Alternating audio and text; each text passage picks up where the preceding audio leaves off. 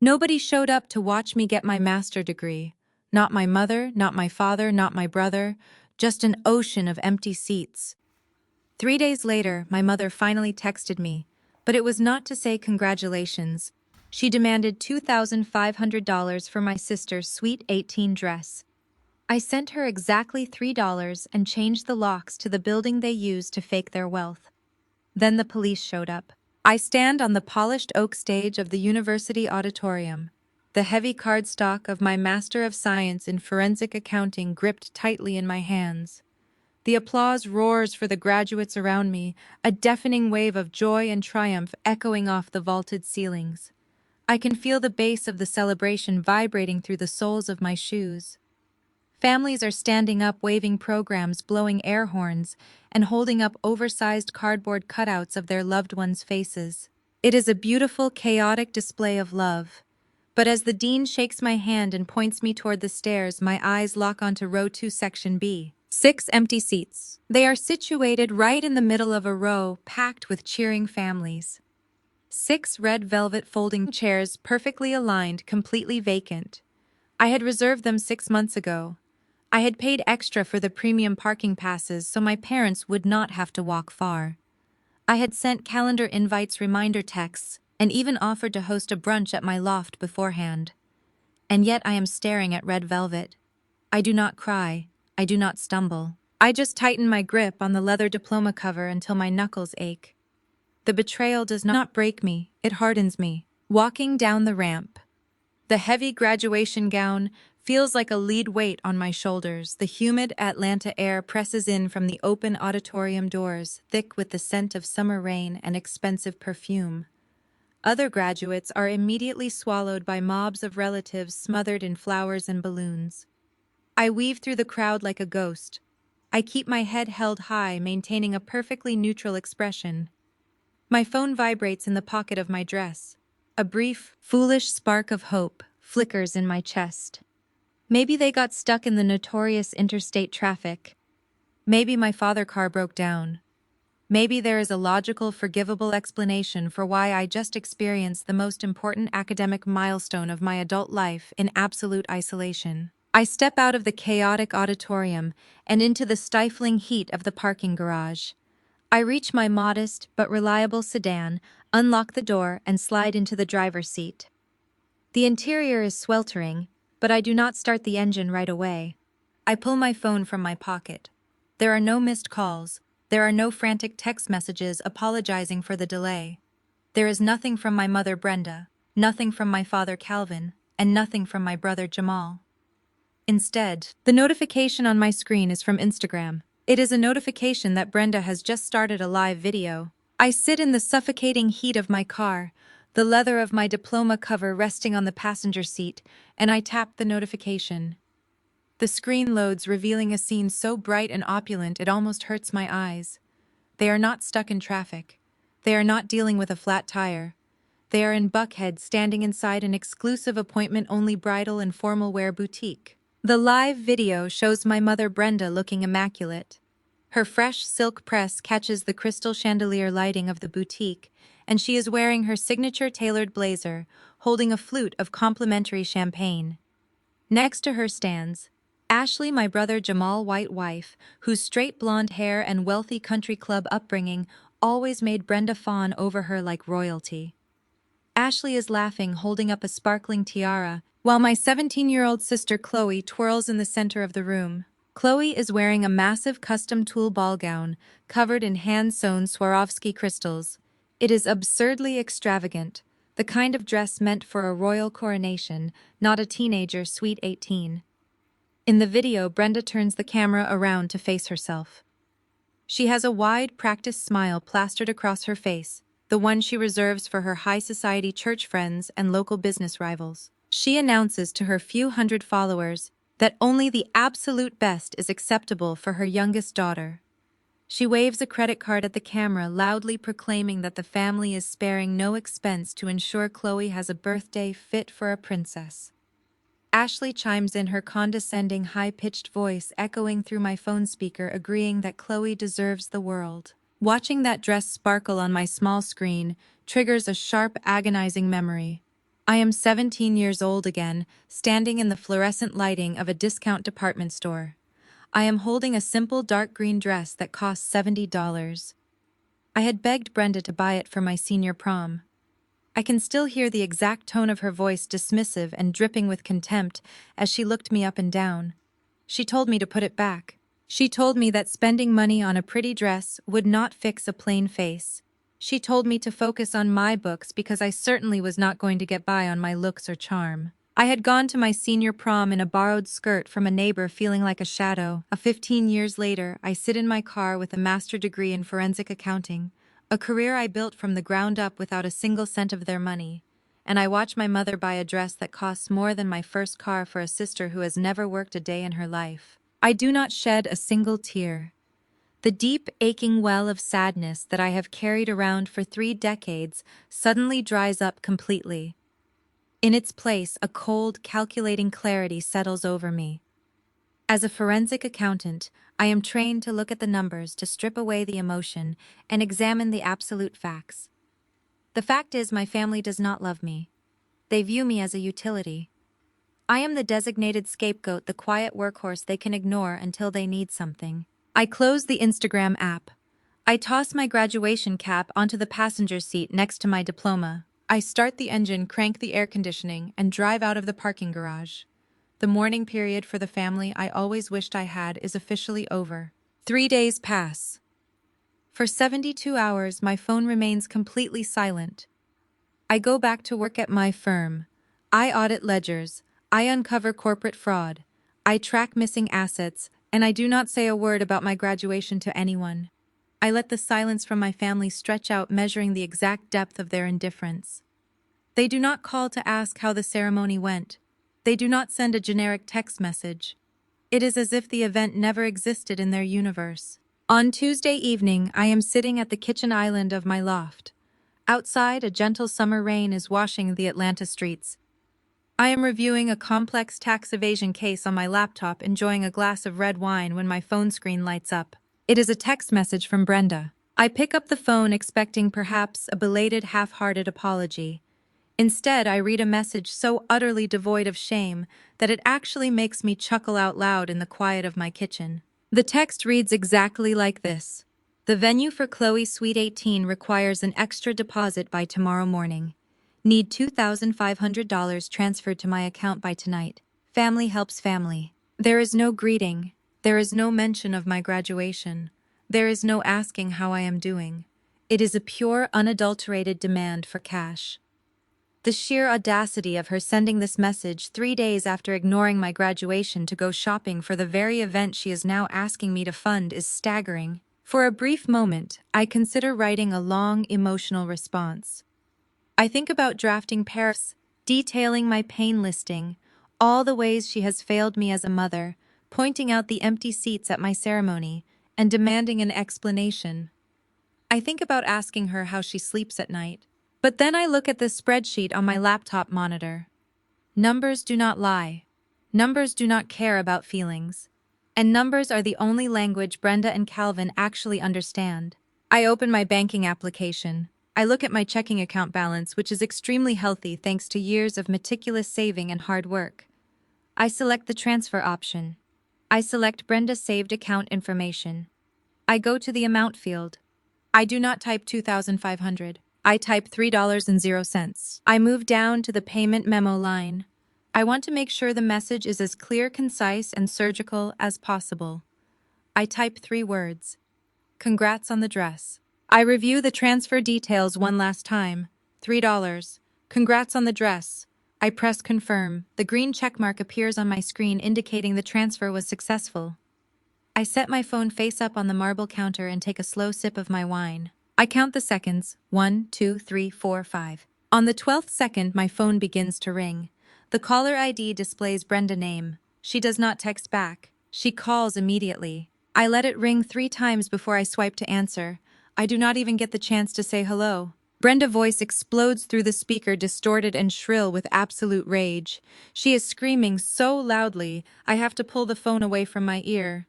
She demands to know what kind of sick joke I am playing. She asks me if I think I am funny sending her $3 when she clearly stated she needed thousands. She calls me a bitter, jealous, childless spinster who cannot stand to see her younger sister shine. She tells me that I owe this family for raising me, that I am selfish and ungrateful, and that if I do not transfer the rest of the money immediately, she will make sure the entire extended family knows what a terrible daughter I am. She pauses to take a breath, preparing to launch into another tirade about her social standing and how I am embarrassing her. I do not raise my voice. I do not defend myself. I simply say, I think you have the wrong number, and I press the red end call button right in the middle of her inhaling. I block her number. I block Calvin number. I block Jamal number. I block Ashley number. I block Chloe number. The silence returns to my loft deeper and far more satisfying than before.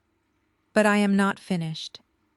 The $3 transfer was just the polite notification that the rules of engagement have changed. Now it is time to dismantle the infrastructure of their arrogance. I open my contacts and scroll down to a number I have saved under property maintenance. I tap the dial icon. A gruff voice answers on the second ring. Yes, this is Maya. I say, my voice perfectly level and professional. I need you at the downtown brownstone immediately. Tonight. Yes, the commercial property. I need a full lock replacement on all exterior doors. Front, back, and the basement access. No, nobody else is authorized to be there. I am the sole owner on the deed. I will meet you there in 20 minutes with cash. I end the call. I close my laptop. I finish my wine. They wanted to show me that I was entirely disposable to them. Tomorrow morning they are going to learn what happens when the disposable daughter is actually the one holding the deed to their entire fake empire. The morning sun is already baking the Atlanta pavement as I sit on the wrought iron bench of the front porch. I take a slow sip of my black coffee. The rich, bitter taste grounds me. For 3 years I watched my father Calvin parade up and down these brick steps in his tailored suits. He loved shaking hands with local politicians and pastors, acting like the king of downtown real estate. He loved the illusion. He loved hosting his fake consulting firm meetings in the parlor, pouring expensive scotch for men who did not know his entire empire collapsed back in 2023. I bought this property out of foreclosure through an anonymous trust to spare them the public humiliation of bankruptcy. I was the silent savior. I was the invisible safety net. They assumed a nameless corporate entity bought the building and let them stay out of sheer luck. I stepped in and paid the property taxes. I set the rent at a hilariously low rate just to keep them afloat, and their response was to ignore my graduation and demand I fund my sister and her luxury birthday party. A sleek white Mercedes glides to a stop at the curb. The engine cuts off and the doors swing open. Out steps Brenda wearing oversized designer sunglasses and carrying a leather tote bag. Calvin follows closely behind her while adjusting his silk tie. Chloe slides out of the back seat. Her face is buried in her phone and she is chewing gum loudly. Not a single one of them looks in my direction. They walk up the brick pathway utterly absorbed in their own world. Brenda is complaining about the catering menu for the party, insisting the salmon needs to be wild-caught or her high society church friends will gossip. They climb the porch steps. Calvin walks right past me, as if I am a piece of outdoor furniture. He pulls a heavy ring of keys from his pocket, isolates a brass key, and shoves it into the deadbolt. He turns it. The key stops halfway. He jiggles the handle. He pulls the key out, mutters under his breath, and shoves it back in with much more force. The lock does not budge. The fresh, heavy-duty titanium core I had the locksmith install last night is completely unyielding. Calvin rattles the brass door handle so hard the glass panes shake. He finally turns his head and looks at me. His face twists with immediate irritation. He demands to know what I'm doing here. He tells me to stop sitting around like useless hired help and open the door. He actually snaps his fingers at me. I do not flinch. I do not raise my voice. I set my coffee mug down on the small patio table. I look him dead in the eyes and tell him his lease was terminated yesterday. I tell him he does not have access to my property anymore. Brenda lowers her sunglasses. She steps forward, her voice sharp and dripping with her usual venom. She asks me what kind of psychotic game I am playing. Chloe looks up from her phone for the first time, whining that all her custom party favors and the expensive centerpieces are locked in the parlor, and she needs them right now. Brenda places a hand on her chest, puffing up with righteous indignation. She tells me I have lost my mind. I remain perfectly seated. I inform them that when you do not pay rent for 6 months, you lose the keys. I remind the property belongs to Maya Enterprises LLC. The realization hits Calvin like a physical blow. The invisible corporate landlord they have been dodging for half a year is his own daughter. Brenda's face contorts into a mask of pure fury. But she does not yell. She does something much more dangerous. She pulls her phone from her designer bag and dials 911. Her entire demeanor shifts in an instant. The angry, arrogant woman vanishes. In her place is a terrified and vulnerable matriarch. She speaks into the phone with a trembling voice. She tells the dispatcher that she needs officers immediately. She cries that her deranged daughter is squatting at their corporate office, holding their business property hostage and making them feel physically threatened. She puts her hand over her heart, performing for the wealthy neighbors who are starting to peek through their curtains. Chloe starts fake crying on cue, leaning into her mother. I do not move a single muscle. I pick up my coffee mug and take another sip. The morning air feels wonderfully cool despite the rising sun. Calvin paces the porch. He points a threatening finger at me, warning me that I am going to jail. He tells me I have ruined my life and that he will see me prosecuted to the fullest extent of the law. I just nod and tell him we will see what the police have to say. Within 7 minutes, an Atlanta Police Department cruiser pulls up to the curb. 2 officers step out. Their hands are resting cautiously on their duty belts. Brenda immediately rushes down the steps to meet them. She is practically sobbing, weaving a masterful tale of elder abuse and corporate theft. She points at me, calling me unstable and dangerous.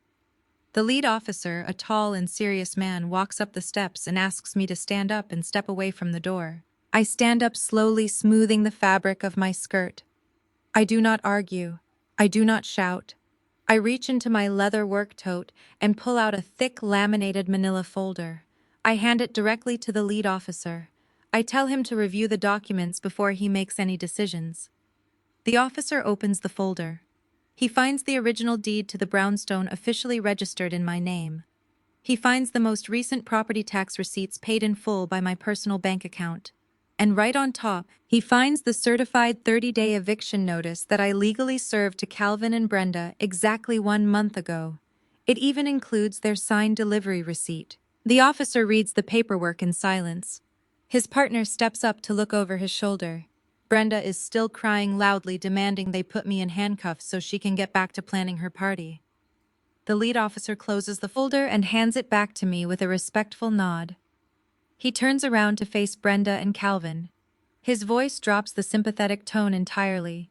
He tells them they are the ones trespassing. He points to the public sidewalk and informs them they have exactly 10 minutes to clear the property line or they will be the ones leaving in handcuffs. The color completely drains from Calvin's face. The wealthy neighbors next door are now standing openly on their lawns, watching the great Calvin being treated like a common trespasser.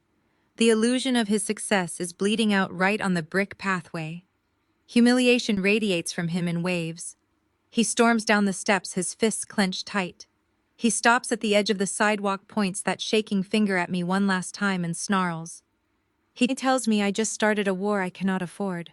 He threatens to call my brother Jamal and his wealthy white wife Ashley. He promises they will bring their lawyers and absolutely destroy me. I stand on the porch of the building I own, looking down at the people who thought they owned me. A slow, genuine smile spreads across my face. I tell him to please make that call. I tell him I will be waiting. They pile back into their leased Mercedes, peeling away from the curb in a frantic rush. I turn the fresh titanium key in the lock step inside my property and close the heavy oak door. The first domino has officially fallen. Nobody showed up to my graduation. My own family ghosted the biggest day of my life, leaving me staring at an empty row of seats. 3 days later, my mother had the absolute nerve to text me, demanding $2,500 for my teenage sister's luxury birthday dress. I did not argue. I did not cry. I sent her exactly $3 with a note that said, Congratulations changed the locks on the commercial building they used to fake their wealth, and waited on the porch with a cup of coffee for the police to arrive.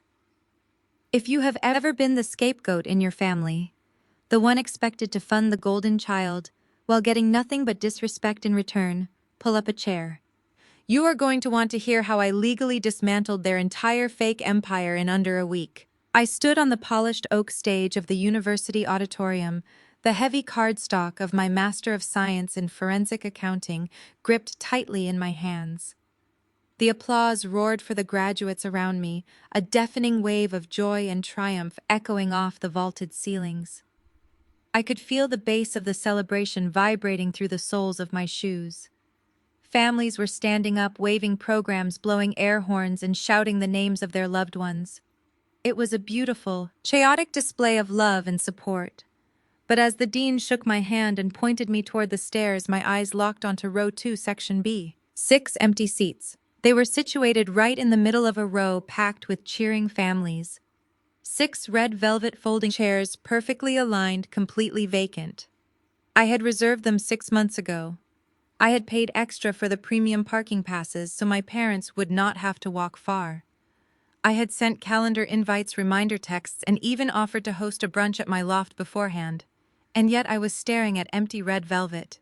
I did not cry. I did not stumble. I just tightened my grip on the leather diploma cover until my knuckles ached. The betrayal did not break me. It hardened me. Walking down the ramp, the heavy graduation gown felt like a lead weight on my shoulders. The humid Atlanta air pressed in from the open auditorium doors, thick with the scent of summer rain and expensive perfume. Other graduates were immediately swallowed by mobs of relatives smothered in flowers and balloons. I wove through the crowd like a ghost. I kept my head held high, maintaining a perfectly neutral expression. My phone vibrated in the pocket of my dress. A brief, foolish spark of hope flickered in my chest. Maybe they got stuck in the notorious interstate traffic. Maybe my father Calvin had car trouble. Maybe there was a logical, forgivable explanation for why I just experienced the most important academic milestone of my adult life in absolute isolation. I stepped out of the chaotic auditorium and into the stifling heat of the parking garage. I reached my modest but reliable sedan, unlocked the door, and slid into the driver's seat. The interior was sweltering, but I did not start the engine right away. I pulled my phone from my pocket.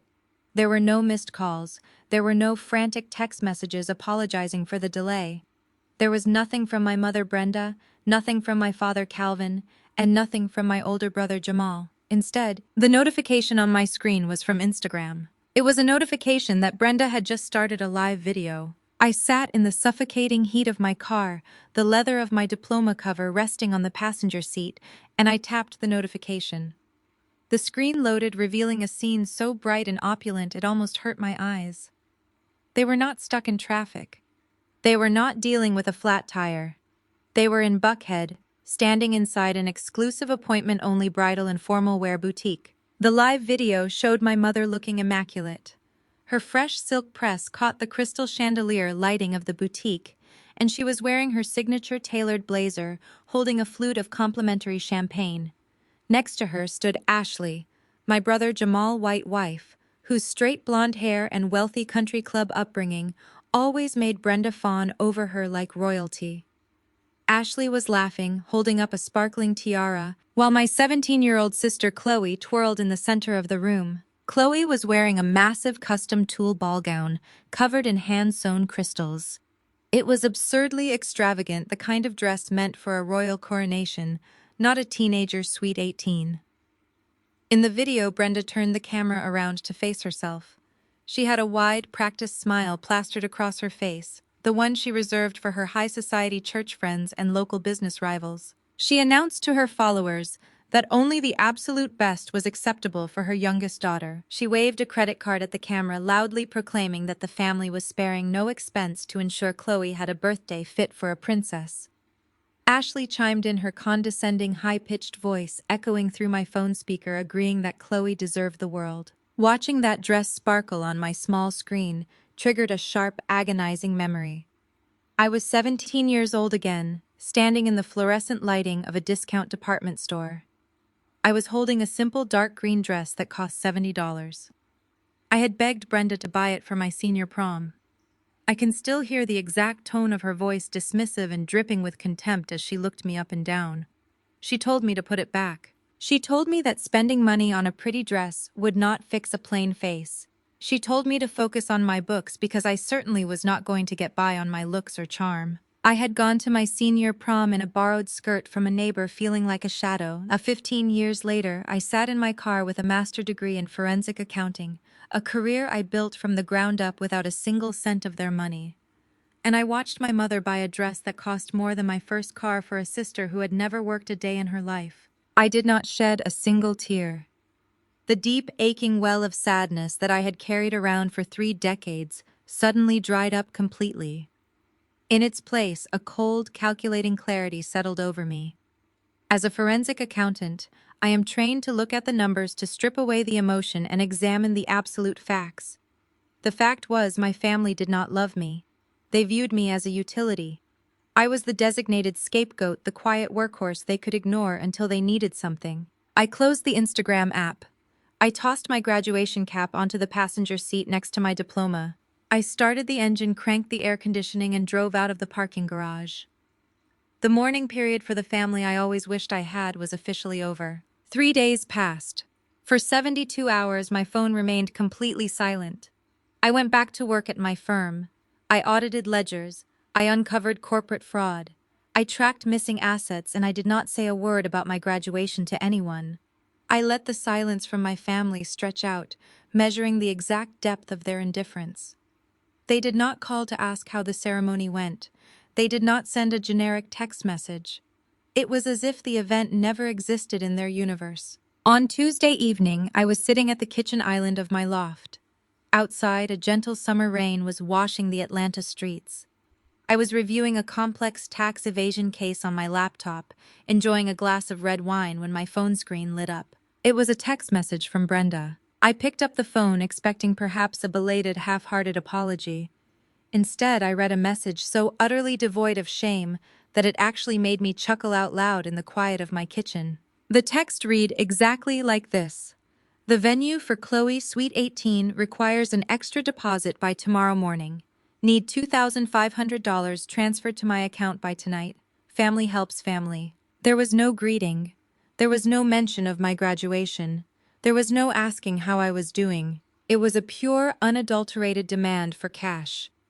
The sheer audacity of her sending this message 3 days after ignoring my graduation to go shopping for the very event she was now asking me to fund was staggering. For a brief moment, I considered writing a long, emotional response.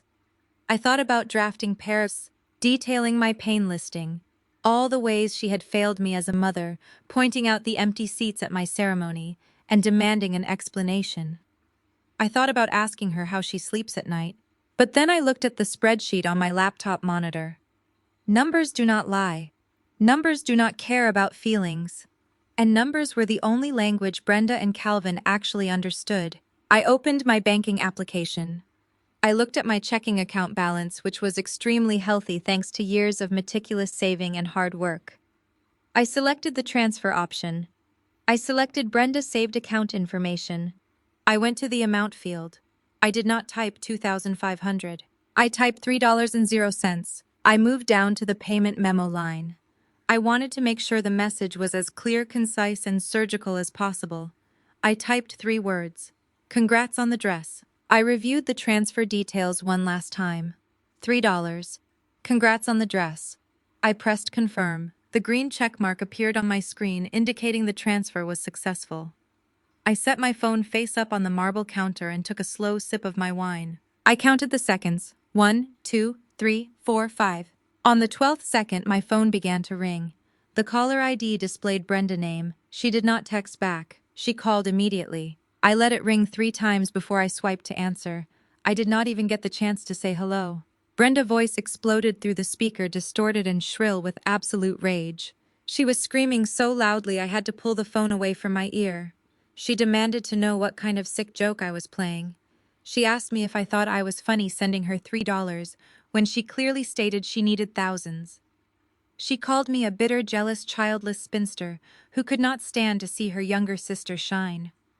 She told me that I owed this family for raising me, that I was selfish and ungrateful, and that if I did not transfer the rest of the money immediately, she would make sure the entire extended family knew what a terrible daughter I was. She paused to take a breath, preparing to launch into another tirade about her social standing and how I was embarrassing her. I did not raise my voice.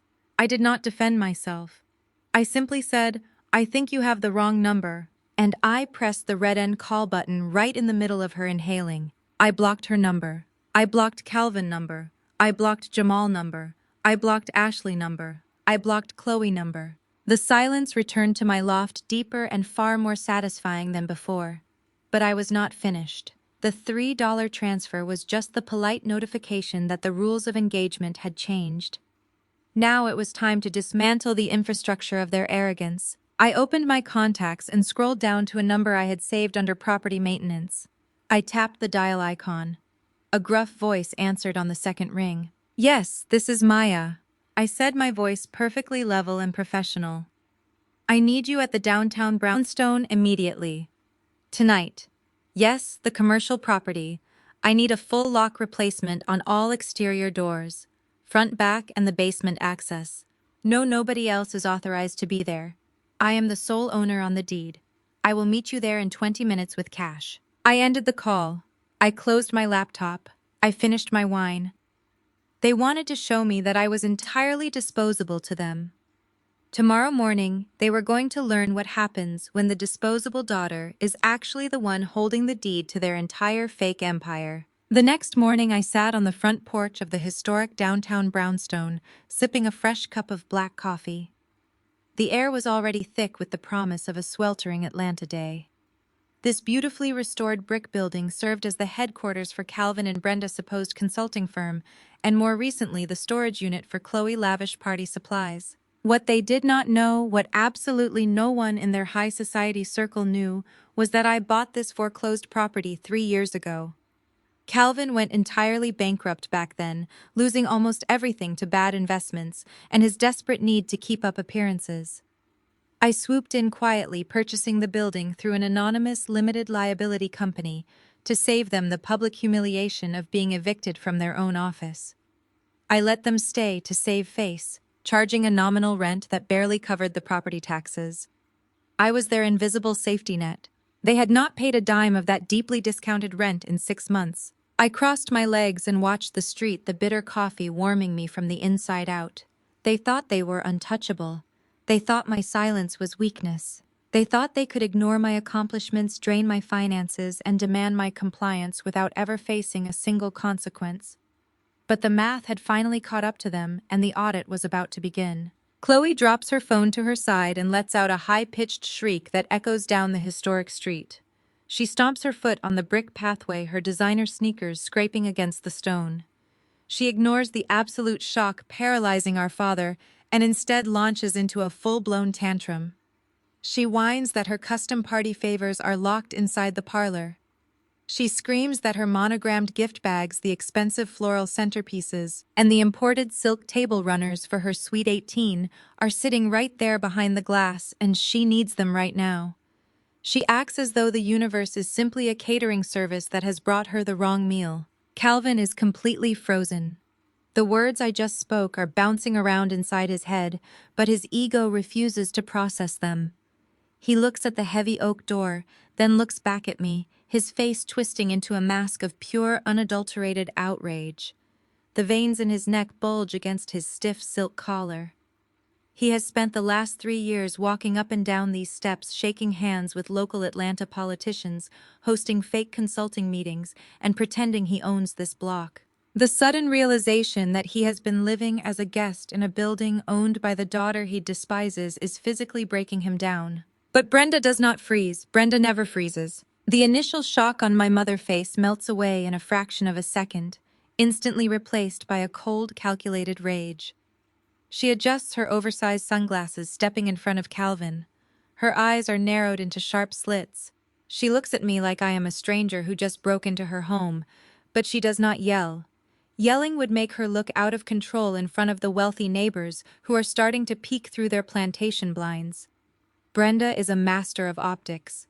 Without missing a single beat, she reaches into her leather tote bag, pulls out her phone, and dials 911. I do not move a muscle. I stay perfectly seated on the wrought iron bench. I lift my coffee mug to my lips and take a slow, deliberate sip. The dark roast is bitter and warm, a perfect contrast to the cold reality unfolding on the porch. I watch my mother perform. Her entire demeanor shifts the moment. The emergency dispatcher answers the line. Her rigid, furious posture completely collapses. Her shoulders slump. Her free hand goes to her chest, clutching her pearls in a textbook display of maternal distress. When she speaks, her voice is trembling, frantic, and breathless. It is the exact same voice she uses at church when she wants the congregation to pray for her difficult burdens. She tells the dispatcher to please send officers immediately. She cries into the receiver, spinning a masterclass of a lie. She claims that her deranged daughter is currently squatting at their corporate office building. She tells the operator that I am holding their expensive business property hostage, that I have locked them out, and that she and her husband feel deeply physically threatened by my erratic behavior. She even manages to squeeze out a genuine-sounding sob, pulling Chloe closer to her side as if shielding her from a violent attacker. She begs them to hurry. She ends the call, wipes a fake tear from her cheek, and the vulnerability vanishes instantly. She glares at me with a triumphant, malicious smirk. She tells me I have finally lost my mind and that I am going to leave this porch in handcuffs. She promises me that when the police arrive, she will press every single charge she can think of. I just cross my legs. I tell her I look forward to it. The morning air grows thick and heavy with humidity. The cicadas hum in the oak trees lining the street. Calvin begins to pace back and forth on the sidewalk, muttering under his breath about how much money he is losing today, about how I have always been a jealous, spiteful burden to his success. He tells Chloe not to worry, that Daddy will have the bad lady removed so she can get her pretty party favors. I sit there and let the silence do the heavy lifting. As a forensic accountant, I know that guilty people hate silence. They always try to fill it with noise, with threats, with justifications. They scramble to control the narrative. I do not need to control the narrative, because I control the documentation. I know exactly what sits inside my leather work tote on the bench beside me. I know that 3 years ago, when Calvin business partners sued him into oblivion and the bank moved to foreclose on this magnificent brownstone, I stepped in through a blind trust. I paid off the massive debts to keep his name out of the local business journals. I drafted a lease agreement that charged them pennies on the dollar solely to keep a roof over their so-called consulting firm. I played the dutiful, invisible savior. And their gratitude was to leave me sitting alone in a graduation auditorium while they shopped for crystals. The distant wail of sirens cuts through the humid air. The sound grows louder, echoing off the historic brick facades of the neighborhood. A sleek Atlanta Police Department cruiser turns the corner and speeds down the street, coming to a sharp halt right behind Calvin leased Mercedes. The red and blue lights flash brilliantly against the morning sun, casting harsh reflections across the windows of my property. 2 officers step out of the vehicle. They look tense, their hands resting cautiously on their duty belts as they assess the scene. From their perspective, they are responding to a potentially violent domestic disturbance involving a squatter. Brenda springs into action immediately. She rushes down the brick pathway to meet them before they even reach the steps. She is practically weeping now, her voice shaking with manufactured terror. She points a perfectly manicured finger up at me. She tells the officers that I am mentally unstable, that I have somehow manipulated the locks to their multi-million-dollar office, and that she fears for the safety of her youngest daughter. She begs them to remove me from the premises so they can retrieve their rightful property. The lead officer, a tall, serious man with a completely unreadable expression, nods to her and asks her to wait on the sidewalk. He and his partner walk up the porch steps, their eyes locked on me. I do not jump up. I do not raise my hands in defense. I do not start yelling my side of the story. Hysteria is the language of liars, and I have absolutely nothing to lie about. I place my coffee mug on the small patio table. I stand up slowly, smoothing the fabric of my tailored skirt. I greet the officers politely. The lead officer asks for my name and asks me to step away from the front door.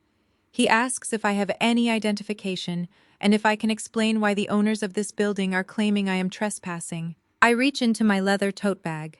Brenda shouts from the sidewalk, warning the officers to be careful, claiming I might have a weapon.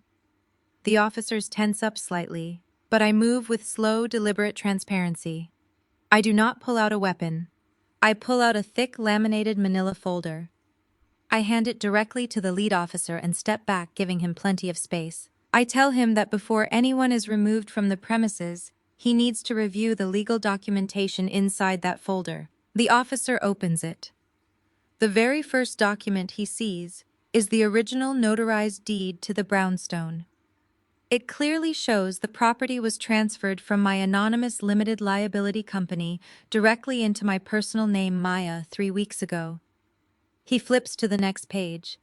It is a stack of the most recent property tax receipts paid in full linked directly to my personal bank account. Then he reaches the final document. It is a pristine, legally binding 30-day notice of lease termination and eviction. Pinned to the top of the eviction notice is a certified mail delivery receipt. I watch the officers scan the delivery receipt. As a forensic accountant, my favorite part of any investigation is finding the paper trail of sheer human arrogance. A month ago, I mailed that eviction notice to this exact address. Calvin, in his infinite self-importance, assumed it was just another package of fabric swatches or catering menus for Chloe's Suite 18. He signed for it without ever opening the envelope. His bold, flashy signature is right there on the certified receipt, legally proving he was served the eviction notice 30 days prior. The lead officer reads through the paperwork in complete silence.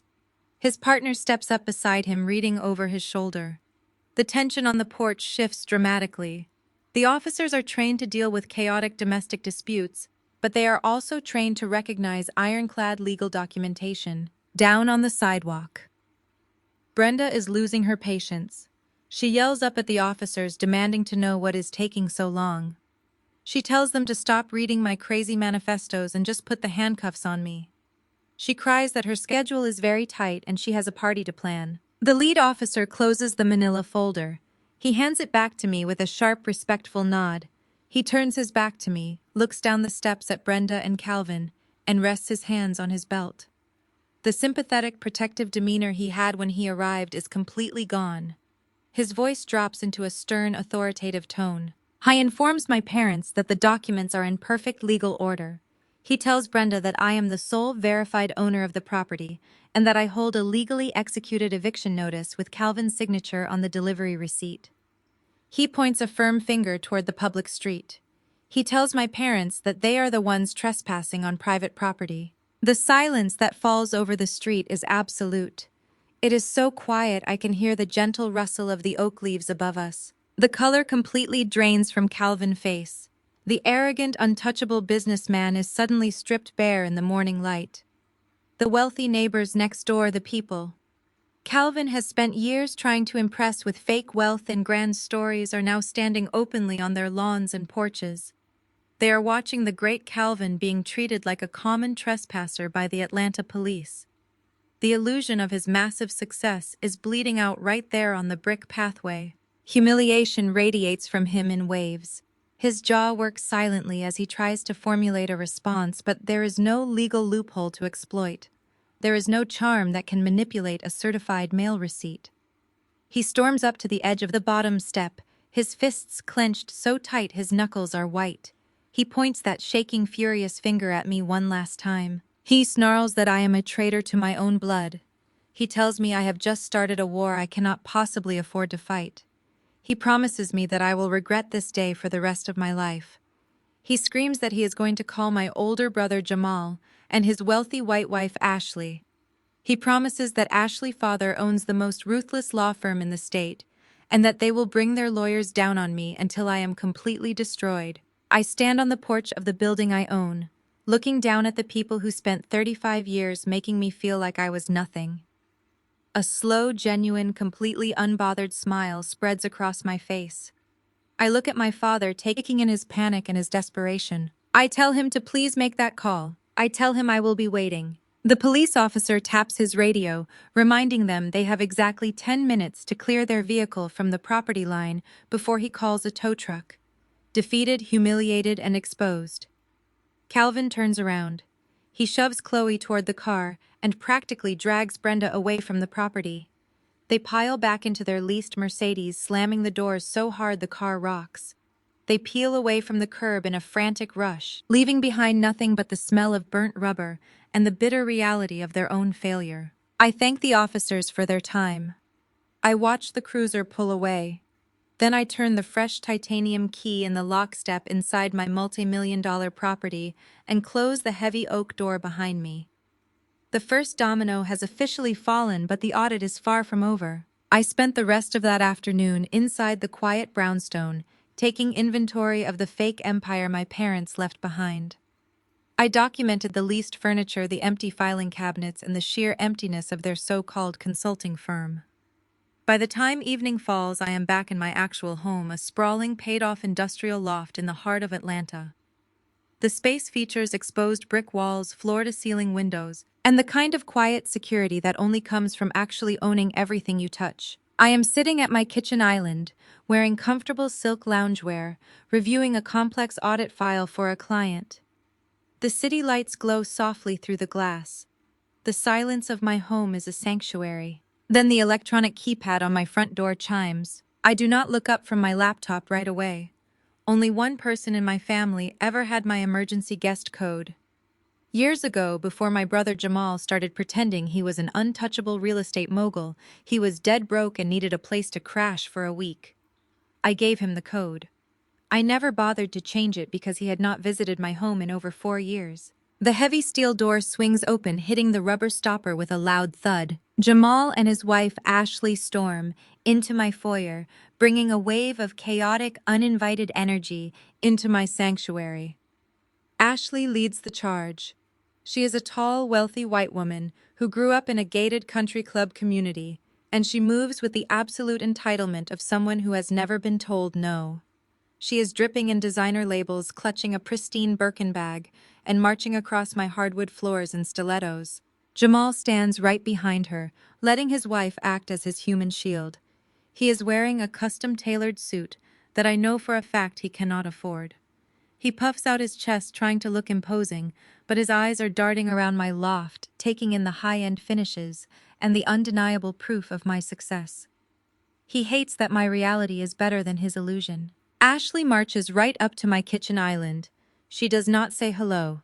She reaches into her designer bag, pulls out a thick stack of legal papers, and slams them down on the marble countertop right over my audit files. She tells me this is a formal cease and desist order.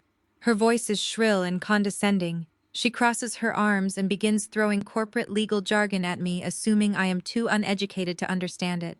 She speaks to me with the exact same tone she used last Thanksgiving.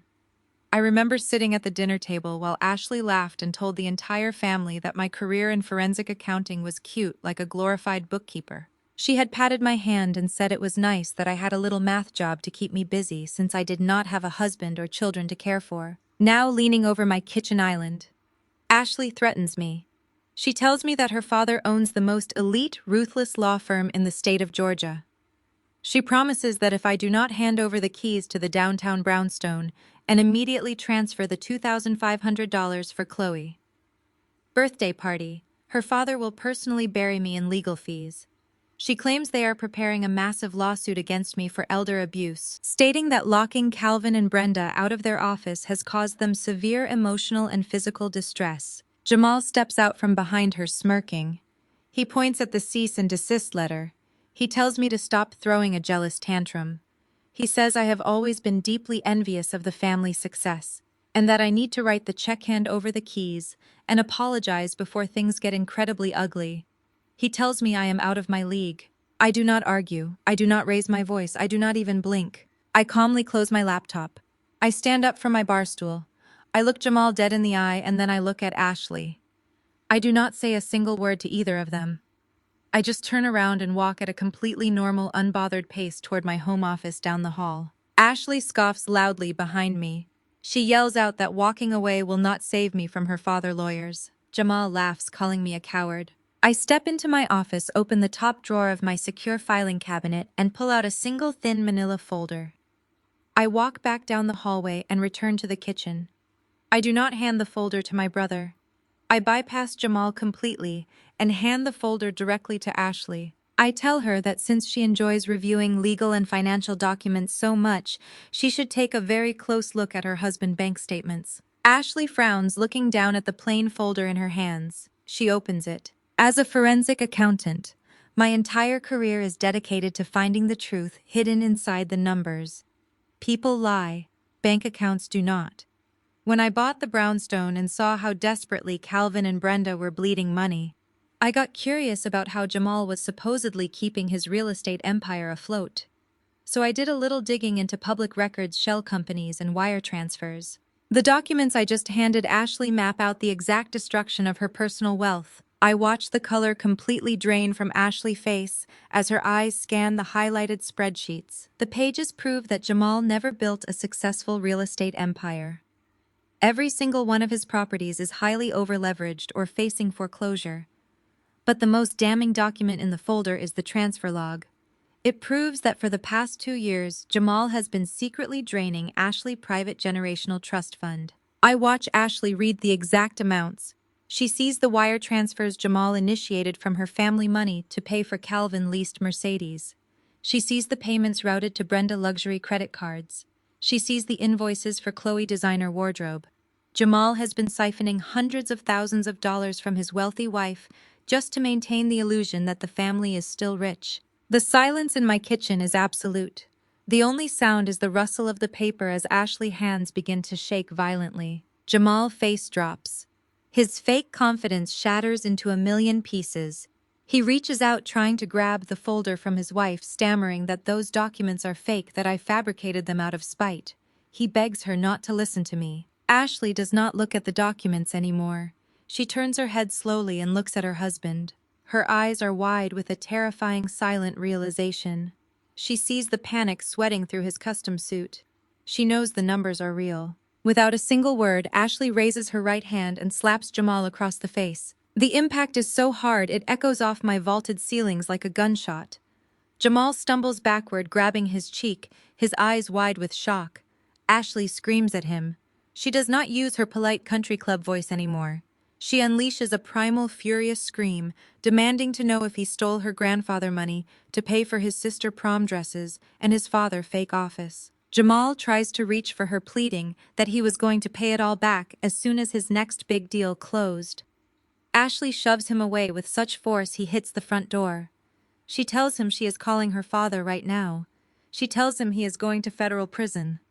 She storms out of my loft, the heavy steel door slamming shut behind her, leaving Jamal standing in my foyer with a bright red handprint blooming across his face. His marriage just violently imploded in under 3 minutes. I walk over to my wine rack. I pull down a bottle of vintage Cabernet. I uncork it smoothly and pour myself a generous glass. The dark red wine swirls in the crystal. Jamal turns to me. He is breathing heavily, tears of absolute panic welling in his eyes. He points a shaking finger at me and screams that I am a monster. He screams that I just destroyed his entire life. I take a slow, appreciative sip of my wine. The taste is incredibly rich. I look at my brother, a man who ghosted my graduation and tried to intimidate me in my own home. I tell him to check his own bank accounts before he tries to audit my life. I point to the door and tell him to get out of my house. He turns and runs out into the hallway, desperate to chase after a wife who will never speak to him again. I lock the door behind him and reset the security code. The heavy steel door clicks shut, and the deadbolt slides into place with a satisfying metallic thud. I punch a new sequence of numbers into the security keypad, officially erasing my brother from my home and my life. The silence that fills my loft afterward is nothing short of glorious. I walk back to my kitchen island, pick up my glass of vintage Cabernet, and take a long, deep breath. I just dismantled Jamal's entire fake reality, using nothing but a manila folder and a few bank statements. My parents have officially lost their cash cow. Jamal can no longer siphon money from his wealthy white wife to fund Calvin and Brenda's ridiculous facade. They are completely cut off. They have no office. They have no secret benefactor. They are entirely out of options. But I know Brenda. I know Calvin. I know that their obsession with their social image in the Atlanta community is a sickness that defies all logic. Despite losing the downtown brownstone, despite knowing that Jamal marriage and bank accounts have just violently imploded, I know they will not cancel Chloe's Sweet 18. Canceling the party would mean admitting defeat. It would mean confessing to their high society church friends that they are broke. So they will push forward. They will walk right up to the edge of the financial cliff and jump off all for the sake of a few photos and a fake reputation. Saturday night arrives. The air in Atlanta is thick, warm, and buzzing with weekend energy. I stand in front of the floor-to-ceiling mirror in my bedroom. I am not wearing a borrowed skirt from a neighbor today. I am wearing a stunning floor-length emerald green designer gown. It is tailored to absolute perfection, hugging my curves and cascading down to a pair of sharp black stiletto heels. My hair is styled flawlessly. My makeup is pristine. I look like a woman who owns everything she touches because I do. I grab my clutch and head down to the parking garage. I am not driving to this event to stand in the shadows. I am driving to the most exclusive rented country club in Buckhead, and I am going to watch the final act of this tragedy from the front row. What Brenda and Calvin failed to realize when they booked this specific country club is that my forensic accounting firm is one of the primary corporate sponsors for the venue. We handle the audits for the entire hospitality group that owns the property. When I saw the venue name on the original digital invitation they sent out to the extended family, I did not have to sneak around to get a seat. I simply made a phone call to the club general manager. As a senior partner at a sponsoring firm, I requested a VIP table on the main floor. The manager was more than happy to oblige. I hand my keys to the valet at the front entrance. The grand double doors of the country club are propped open, spilling bright flashing purple lights and the heavy bass of hip-hop music out onto the manicured driveway. I walk up the sweeping marble staircase. I do not have a printed invitation, but I do not need one. I bypass the crowded guest check-in line completely. A venue coordinator in a crisp black suit spots me, greets me by name, and escorts me directly past the velvet ropes. I step into the grand ballroom. The sheer level of financial irresponsibility on display is staggering. Brenda has completely lost her mind. There are massive, towering centerpieces of imported white orchids on every table. A custom LED dance floor flashes, Chloe name in swirling cursive letters. In the center of the room, flanked by an absurd amount of decorative fog, is a towering ice sculpture carved into the shape of a swan. And standing right next to it, completely oblivious to the fact that her family is financially bleeding to death, is my 17-year-old sister. Chloe is wearing the massive custom tulle ball gown, covered in hand-sewn crystals that I watched Brenda buy on Instagram. Chloe is taking selfies, ordering her friends around, and complaining loudly to the photographer that the lighting is not complementing her makeup. I walk gracefully across the room and take my seat at a beautifully draped VIP table located right near the main bar. I order a glass of sparkling water with lime.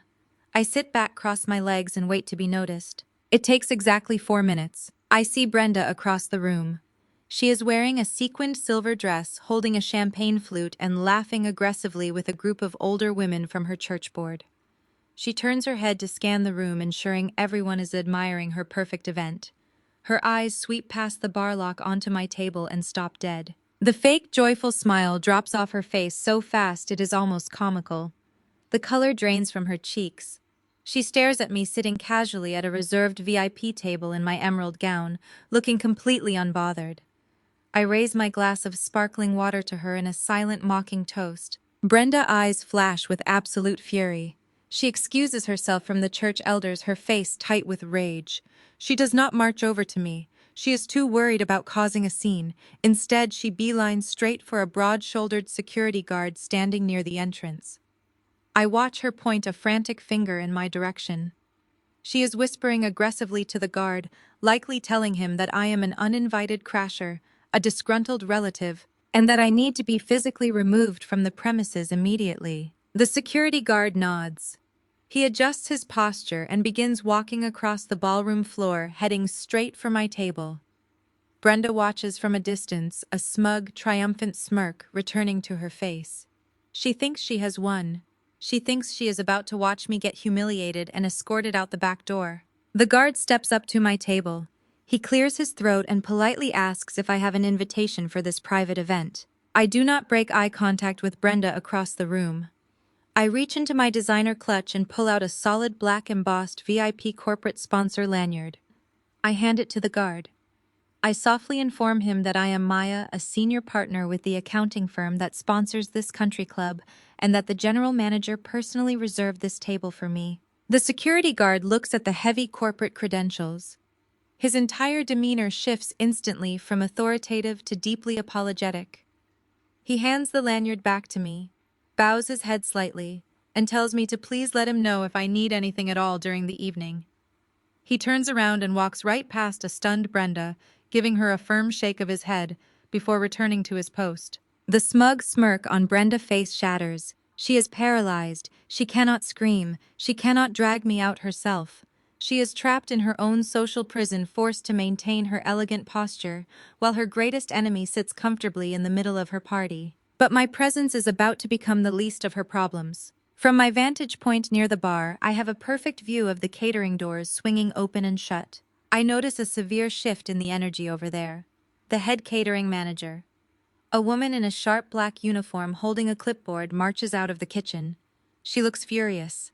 She scans the room, spots Brenda, and walks briskly toward her. I watch the exchange carefully. The manager speaks in a hushed, intense tone. Brenda's eyes go wide. She starts shaking her head, waving her hands in a defensive, panicked motion.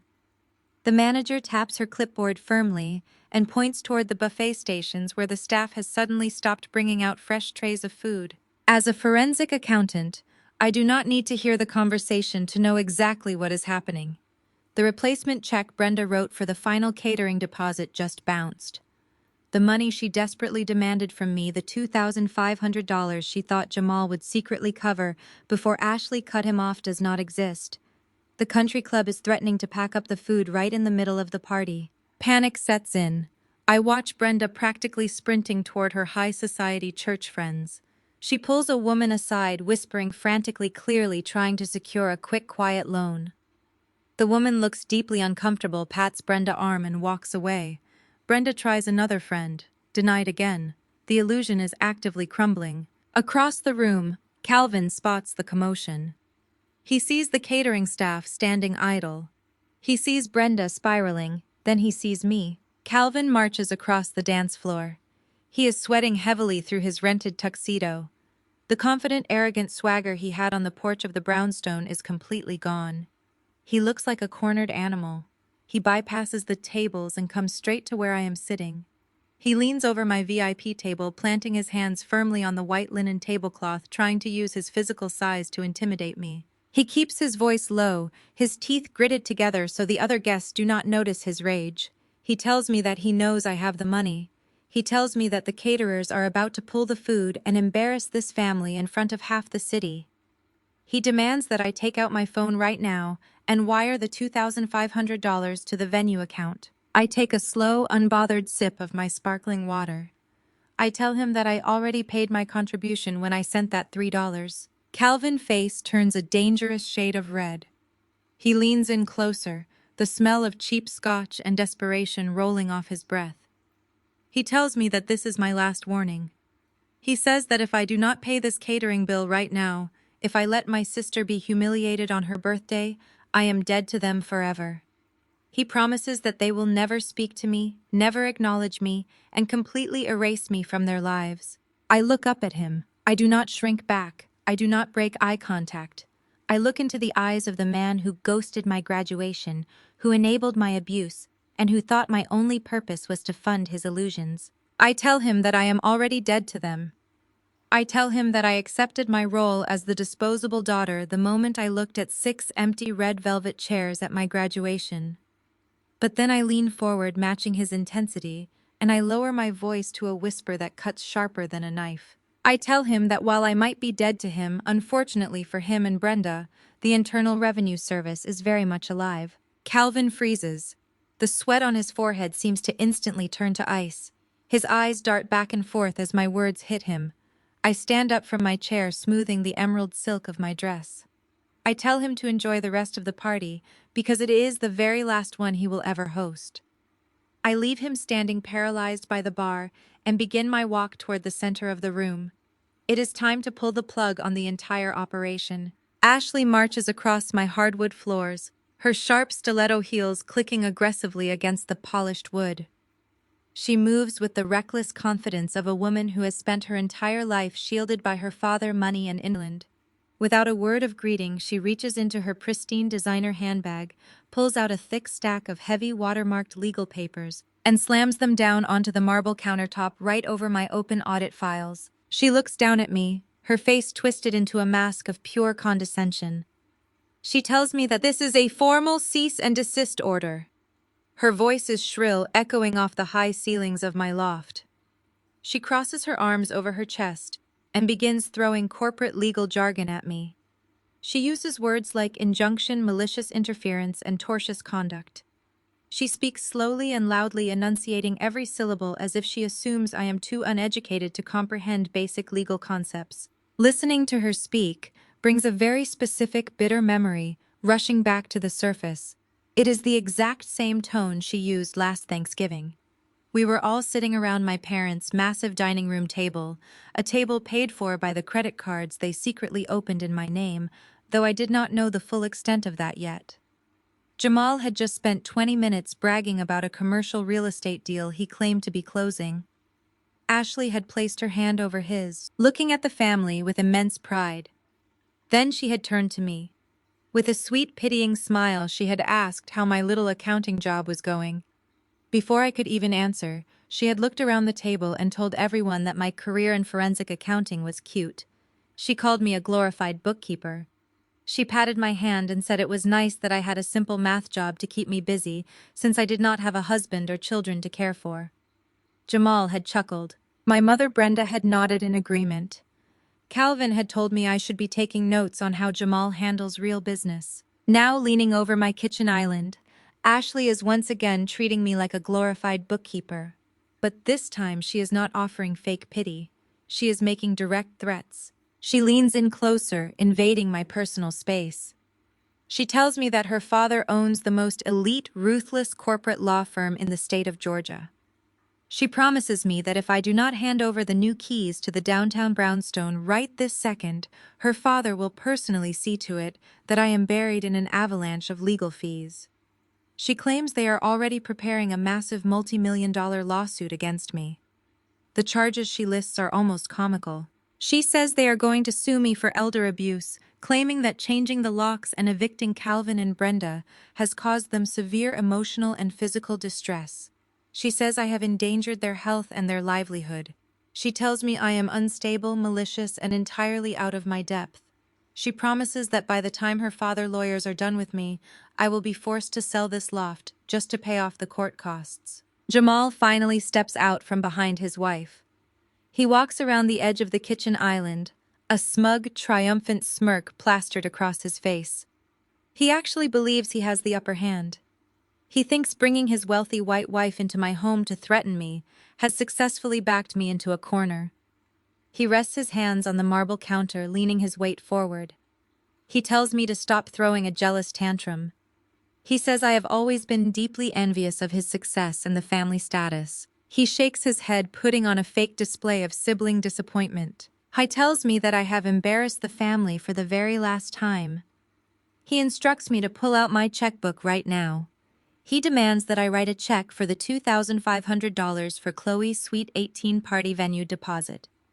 He tells me to place the new keys to the brownstone right on top of that check.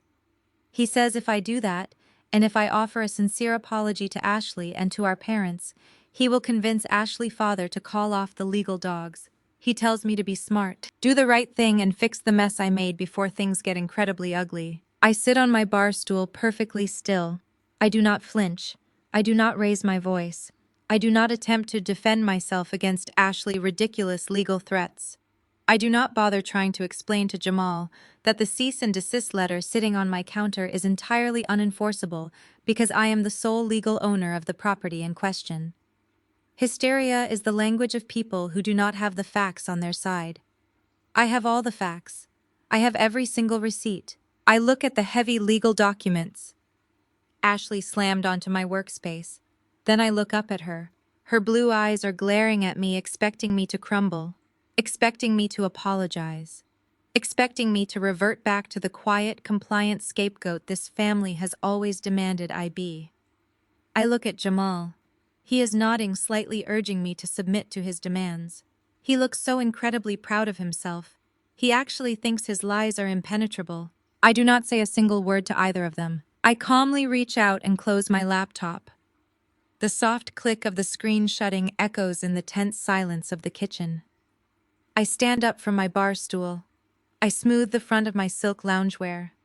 I look Jamal dead in the eye for 2 full seconds. Then I shift my gaze to Ashley. My expression is completely unbothered. I simply turn around and begin walking at a normal, relaxed pace toward the hallway that leads to my home office. Behind me, Ashley scoffs loudly. She yells out that walking away will not save me. She tells me that ignoring a formal legal warning will only make her father come down on me harder. She demands that I turn back around and face her. Jamal laughs a harsh, grating sound. He calls out to me, calling me a coward. He tells Ashley not to worry, that I am probably just going to my bedroom to cry because I finally realized I messed with the wrong people. I ignore their voices. I walk down the short, well-lit hallway and step into my home office. The room is immaculate, lined with degrees, professional certifications, and a heavy fireproof filing cabinet tucked into the corner. This is where I do the real work.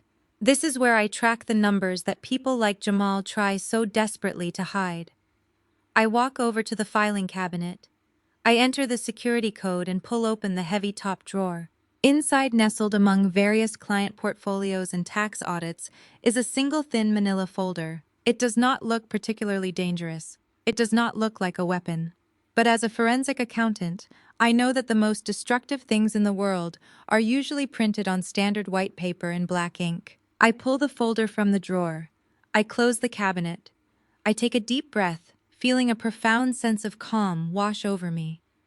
The trap has been set, and Jamal walked right into it of his own free will.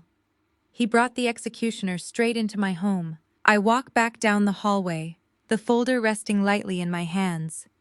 As I re-enter the kitchen, Ashley is still standing there with her arms crossed, tapping her stiletto heel impatiently against the floor.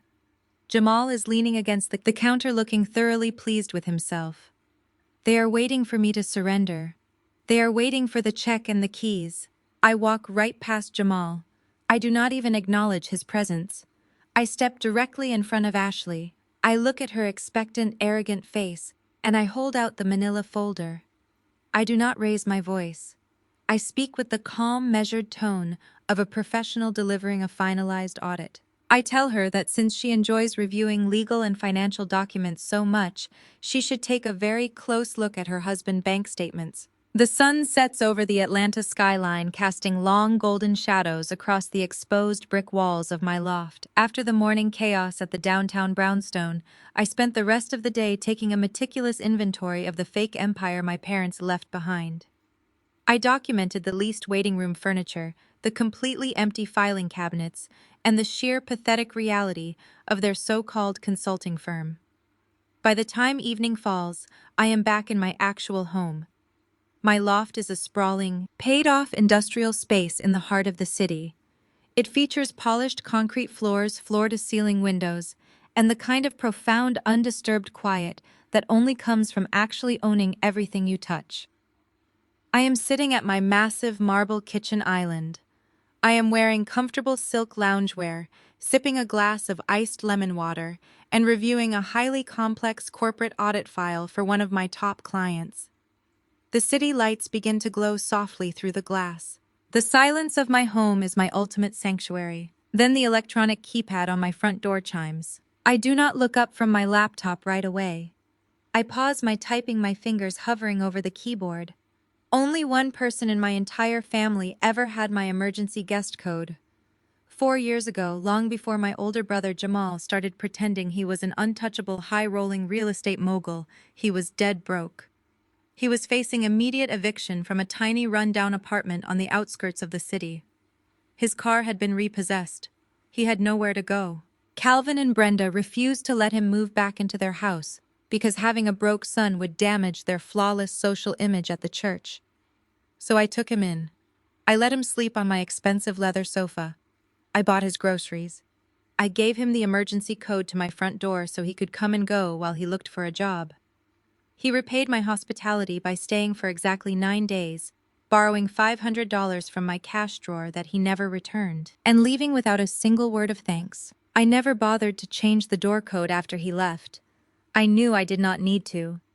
Once Jamal met Ashley and secured his ticket to a fake wealthy lifestyle, he considered my side of town completely beneath him. He had not stepped foot in my home or spoken to me outside of mandatory family holidays in over 4 years. The chime echoes through the loft again. The heavy steel door swings open, hitting the rubber wall stopper with a loud, aggressive thud. They do not knock. They do not announce themselves. Jamal and his wife Ashley storm into my foyer, bringing a wave of chaotic, hostile, uninvited energy straight into my sanctuary. Ashley leads the charge. She is a tall, striking white woman who grew up in a heavily guarded, exclusive country club community. She moves with the reckless, blind confidence of a woman who has spent her entire life shielded by her father money and his massive political influence. She has never been told no, and it shows in every single step she takes. She is dripping in obvious designer labels, desperate to make sure everyone in the room knows exactly how much her outfit costs. She is clutching a pristine cream-colored Birkin bag tightly against her side. She marches across my polished hardwood floors in sharp stiletto heels, treating my home like it is a public sidewalk. She stops for a fraction of a second to look around. I can see the brief, undeniable flash of surprise in her blue eyes as she takes in the vaulted ceilings, the expensive modern art on my walls, and the sheer scale of the loft. Jamal has undoubtedly spent years telling her that I am a struggling, pathetic bookkeeper living in a tiny box. Seeing the undeniable proof of my wealth clearly rattles her, but she masks it instantly with a sneer of pure disgust. Jamal stands right behind her, letting his wife act as his personal human shield. He steps into the light of the foyer, and the sight of him is almost comical. He is wearing a custom-tailored navy blue suit that I know for an absolute fact he cannot afford on his own. He puffs out his chest and squares his shoulders, trying desperately to look imposing and powerful, but his body language betrays his panic. His eyes are darting nervously around my loft. He is taking in the high-end kitchen, finishes the state-of-the-art security system panel on the wall, and the effortless way I am sitting at my island. He absolutely hates that my reality is infinitely better than his carefully constructed illusion. He shifts his weight from foot to foot, hiding slightly behind Ashley's shoulder. He is a man who loves to play the dominant, successful patriarch when he is tearing me down at a Thanksgiving dinner table. But when it comes to actual conflict, he cowers behind the generational wealth of his wife. He knows that without her bank accounts, he is exactly the same broke, desperate man who slept on my couch 4 years ago. Ashley does not bother with a greeting. She does not say hello. She does not ask how I am doing or acknowledge the fact that they just broke into my home uninvited. She marches right up to the edge of my marble kitchen island. She glares down at me, her face twisted into a mask of absolute pure condescension. She expects me to jump up from my bar stool. She expects me to act intimidated, to start apologizing frantically, to cower in the presence of her immense social superiority. I do not move. I do not close my laptop. I simply look up from my spreadsheet, meet her furious blue eyes, and wait. The air in the kitchen grows incredibly thick. The tension crackles between us like static electricity. Jamal steps out marginally from behind Ashley, pointing a shaking finger in my direction. He demands to know what is wrong with me. He asks me if I have completely lost my mind, treating our parents like common criminals and embarrassing the family name. He tells me that Calvin called him in absolute tears, claiming that I had violently forced them off the downtown property and threatened their lives. I keep my expression perfectly blank. I do not validate his ridiculous accusations with a response. I just watch him perform. I watch him sweat under the bright pendant lights of my kitchen. Ashley slams her hand down on my marble countertop. The sharp smack echoes through the large open space. She tells Jamal to stop talking to me. She tells him not to waste his breath reasoning with someone who is clearly unstable and deeply jealous. She looks me up and down, her lip curling in a textbook display of country club disdain. She tells me that I have finally crossed a line that I cannot walk back from. She tells me that my little temper tantrum is over and that it is time for the adults in the room to clean up my catastrophic mess. I pick up my glass of iced lemon water. I take a slow, deliberate sip. The condensation from the glass leaves a small ring on a coaster. I set the glass down gently. I look at Ashley taking in her furious posture, her designer bag, and her absolute certainty that she controls the situation. I look at Jamal, who is nodding along with his wife, completely unaware that he just brought the instrument of his own destruction right into my home. They are standing in my sanctuary, breathing my air and demanding my submission. They think they hold all the cards. They think they have the ultimate leverage. But as a forensic accountant, I know that the loudest people in the room are always the ones with the most to hide. And I already know exactly where all of their bodies are buried. I look at Jamal again. The tailored suit he is wearing is immaculate, probably imported wool easily costing $3,000. I know this because I have seen the exact charge on the financial logs I reviewed just 3 days ago. He wears the clothes of a titan of industry, but his eyes are frantic. He is a hollow shell of a man propped up entirely by the blonde woman standing fiercely in front of him. He clears his throat, attempting to regain some semblance of masculine authority. Hy tells me that I am going to transfer the $2,500 to Brenda immediately. He says I am going to hand over the new keys to the brownstone, and then I am going to personally apologize to Calvin for the disrespect I showed him this morning. Hy tells me that if I follow these instructions exactly as he has laid them out, he will be gracious enough to convince Ashley not to destroy my life. He actually uses the word gracious. Ashley nods firmly, backing up his ridiculous demands. She shifts her weight, her stilettos clicking against the wood floor. She opens her pristine Birkin bag, reaching inside with a look of absolute lethal determination. She is preparing to drop her opening move, entirely convinced that whatever she pulls out of that bag is going to bring me to my knees. I remain seated on my bar stool. I do not feel fear. I do not feel anxiety. I only feel the cold, sharp thrill of an auditor who is about to present a flawless, inescapable conclusion. I watch her hand emerge from the designer bag, waiting patiently for her to make her play, knowing absolutely that the game is already over. Ashley looks down at the plain manila folder in her hands. Her perfectly manicured fingers hesitate for just a fraction of a second. She is used to being the smartest, most powerful person in any room, shielded by a wall of generational wealth. But right now, standing in my kitchen, a sliver of genuine doubt crosses her features. She shoots a quick, confused glance at Jamal. Jamal is suddenly rigid. The arrogant swagger he carried into my loft has completely vanished. Hy takes a half step forward, reaching out with a trembling hand, telling Ashley that she does not need to look at whatever garbage I printed out. He stammers that I am just trying to cause trouble because I am jealous of their lifestyle. His panic is the absolute worst thing he could have shown her. Ashley is entitled, but she is not stupid. Seeing her husband sweat profusely over a closed folder tells her everything she needs to know before she even opens it. She pulls the folder back out of his reach. She flips it open. As a forensic accountant, my entire career is dedicated to finding the truth hidden inside the numbers. People lie. Bank accounts do not.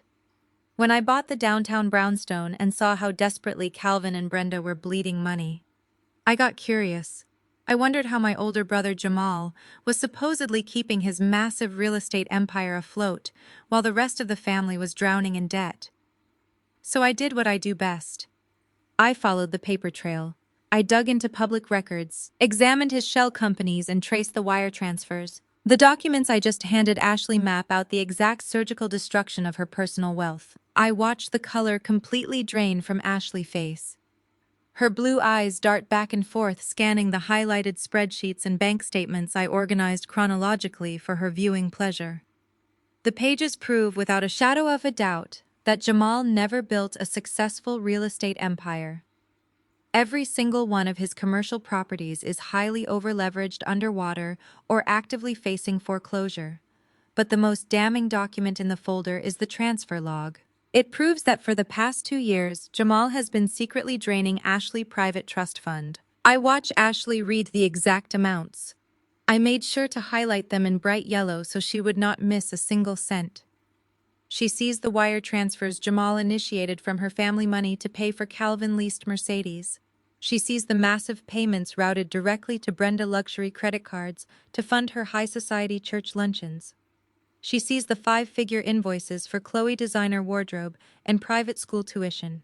Jamal has been siphoning hundreds of thousands of dollars from his wealthy white wife just to maintain the illusion that our family is still rich. The silence in my kitchen is absolute.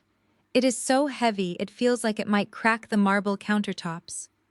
The only sound is the sharp rustle of paper as Ashley's hands begin to shake violently. Jamal's face drops.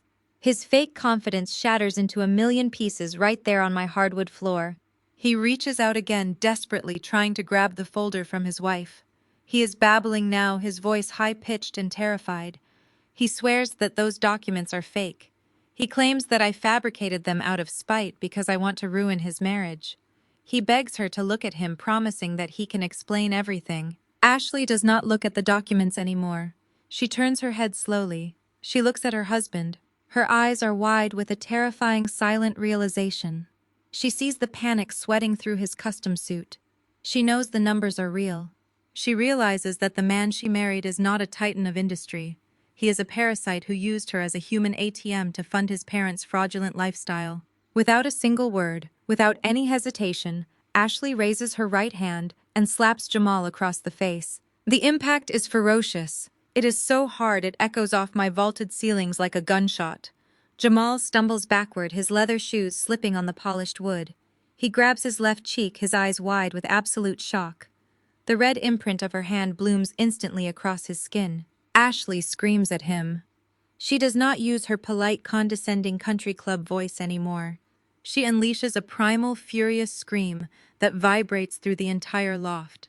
She demands to know if he stole her grandfather money to pay for his sister prom dresses and his father fake office. She asks him if he really thought she would not find out.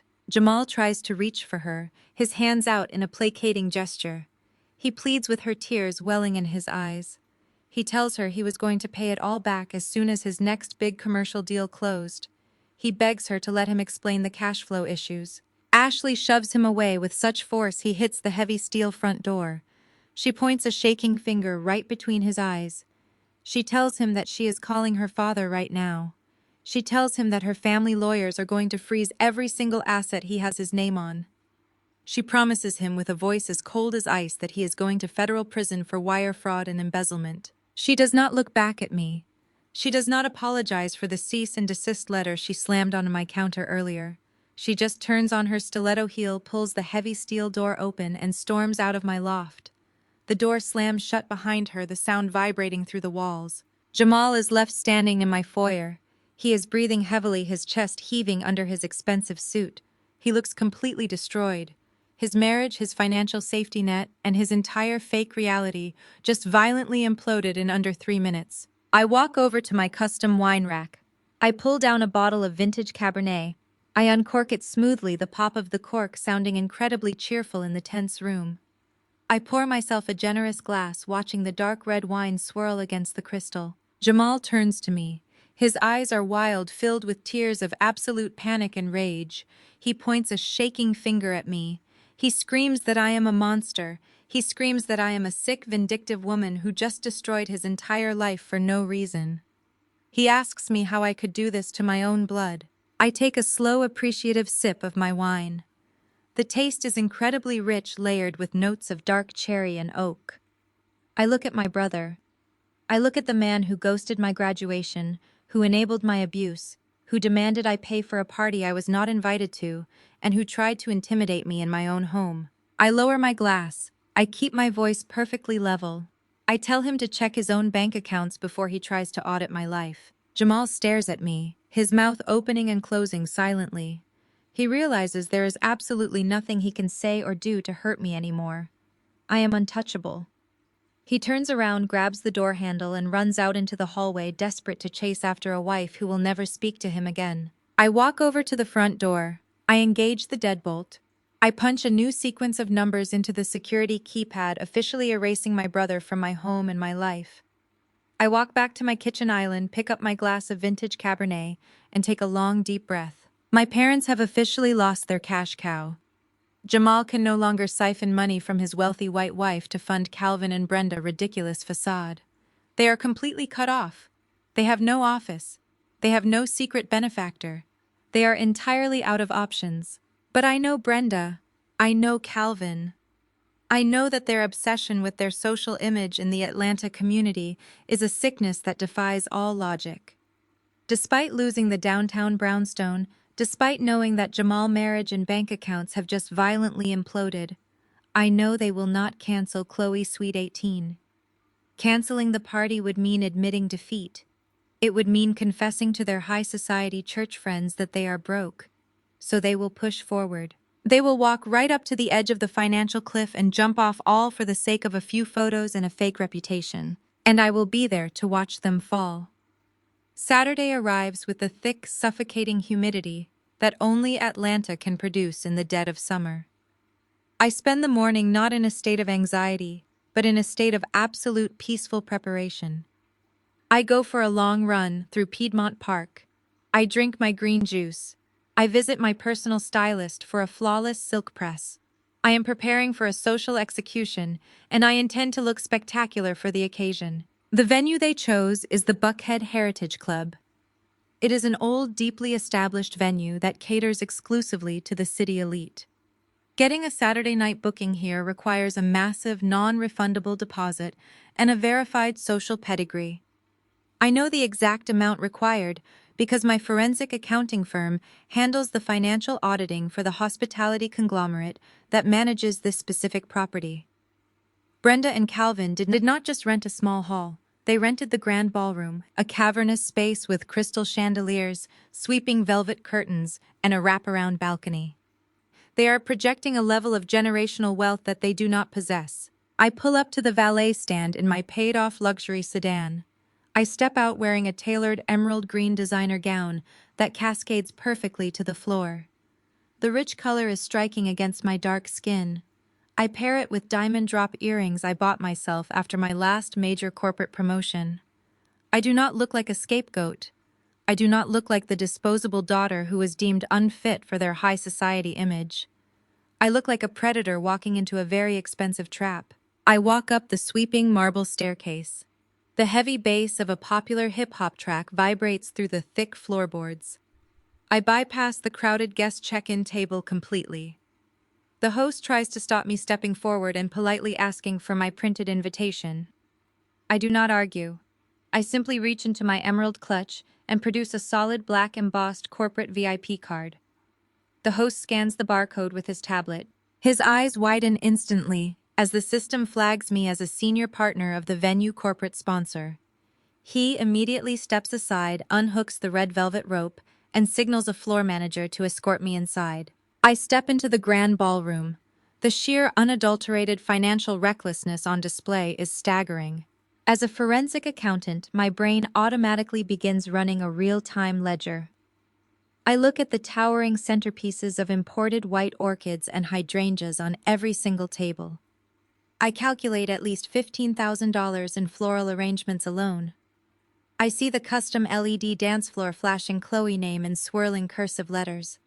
That is another $6,000. I look toward the back wall and spot a massive custom-built dessert bar featuring a 5-tier cake covered in edible gold leaf, $2,000. And then right in the center of the room, flanked by an absurd amount of decorative fog from dry ice machines, is a towering ice sculpture carved into the shape of a crown. They have completely lost their minds. They are financially bleeding to death. Their primary business property has been seized. Their secret funding from Jamal has been violently severed, and yet they are throwing a party fit for royalty. It is a masterclass in clinical denial. I scan the room to locate the key players of this tragedy. I spot Chloe first. My 17-year-old sister is standing near the DJ booth, completely oblivious to the fact that her parents are currently staring down the barrel of federal ruin. She is wearing the massive custom tulle ball gown, covered in hand-sewn crystals that I watched Brenda buy on Instagram. The dress takes up so much space that people have to literally step out of her way just to pass.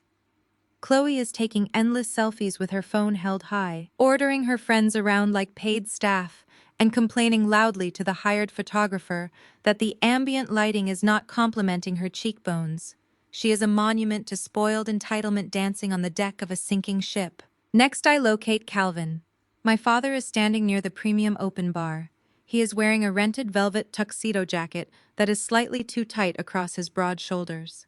He is holding a glass of top-shelf bourbon, forcing a booming, charismatic laugh as he speaks with a local Atlanta politician and two prominent deacons from their megachurch. He is playing the role of the incredibly successful Blessed Patriarch. But I can see right through the performance. I see the heavy layer of sweat glistening on his forehead despite the aggressive air conditioning in the ballroom. I see the way his eyes constantly dart to the main entrance, likely praying that Jamal will walk through the doors with a miraculous check from Ashley Trust Fund. He keeps tapping his phone screen, checking his mobile banking app for wire transfers that will never arrive. The tension in his jaw is so tight it looks painful. Finally, I find Brenda. My mother is holding court near the extravagant dessert bar. She is surrounded by the wealthy, highly judgmental church wives she spends her entire life trying to impress. Brenda is wearing a silver sequined evening gown that catches the light with every movement. She is projecting absolute untouchable wealth. She throws her head back and laughs at a joke, placing a manicured hand on the arm of a judge wife. She looks like a queen securely seated on her throne. But I know her better than anyone else in this room. I see the frantic, terrified energy vibrating beneath her polished surface. Her smile does not reach her eyes. She is gripping her champagne flute so tightly her knuckles are ashen. She knows they are out of money. She knows the venue still requires the final catering payment before the main course is served. She is standing on a trap door, and she knows the latch is giving way. I do not rush over to them. I do not announce my presence. I simply follow the floor manager to a reserved elevated VIP booth situated perfectly near the main bar. It offers a commanding view of the entire ballroom. I take my seat on the plush leather curved sofa. A waiter immediately approaches with a deferential nod. I order a glass of sparkling water with a twist of lime. I sit back, cross my legs, and wait to be noticed. For a brief moment sitting in the luxurious booth, I think about the girl who cried alone in her bedroom because her mother said she was too plain to deserve a nice prom dress. I think about the woman who sat in a sweltering parking garage 3 days ago, staring at a master's degree that her family deemed unworthy of their time. That version of me is gone.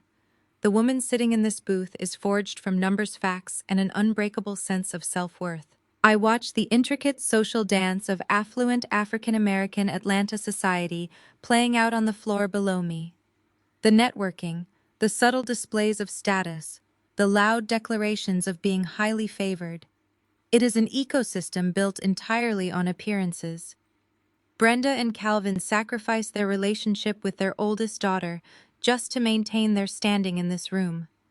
They traded my love for the temporary admiration of people who would drop them in a heartbeat if they knew the truth. The music thumps. The strobe lights sweep across the crowd. I take a slow sip of my sparkling water. The ice clinks softly against the glass. I am a ghost who has returned to haunt the very event they excluded me from. I am the physical manifestation of the debt they refuse to acknowledge. I keep my eyes locked on Brenda. I watch her excuse herself from the group of church wives to check her phone again. I watch her face drop as she reads whatever message is on the screen. She shoves the phone back into her designer clutch, her chest heaving with contained panic. She turns around to scan the room, desperately looking for Calvin to fix whatever immediate crisis has just presented itself. As her eyes sweep across the crowded ballroom, moving past the dance floor and the bar, her gaze travels up to the elevated VIP section. Her eyes lock directly onto mine. The heavy bass of the DJ booth thumps through the floorboards as I descend the velvet-lined staircase. Calvin does not follow me. He remains frozen at the VIP table, staring blankly at the wall as the sheer gravity of my words crushes the last of his arrogant posture. I step onto the main ballroom floor. The atmosphere down here is thick with confusion and rising panic. The catering staff have completely abandoned their stations. The grand buffet tables sit empty, stripped of their silver chafing dishes and expensive linens. The high society church wives and local politicians are no longer masking their displeasure. They are checking their watches, whispering to one another behind manicured hands and shooting pointed judgmental looks toward Brenda. In Atlanta, elite circles, a party without food is not just a faux pas. It is a public declaration of bankruptcy. Brenda is unraveling in real time. She has corralled Chloe near the towering ice sculpture of the crown, gripping her daughter's arms so tightly her knuckles are white. Chloe is practically hyperventilating, mascara running down her cheeks, wailing about how her friends are laughing at her.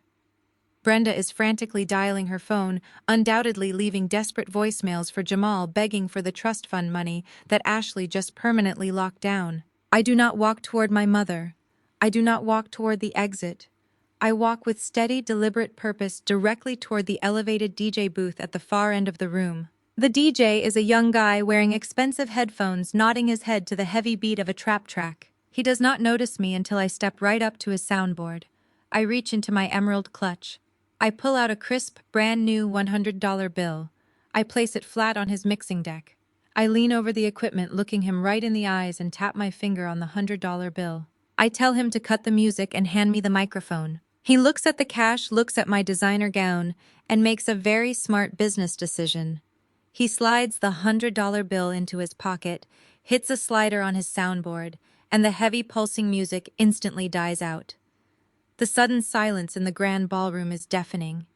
The only sounds left are the clinking of glasses and the confused murmurs of 200 wealthy guests suddenly deprived of their entertainment. I hands me the wireless microphone. I step up onto the small raised platform of the DJ booth. I turn to face the entire ballroom. Hundreds of eyes immediately snap toward me. I see the local politicians, the deacons, the lawyers, and the country club elite, all staring up at the woman in the emerald gown. At the center of the room, Brenda's phone drops from her ear.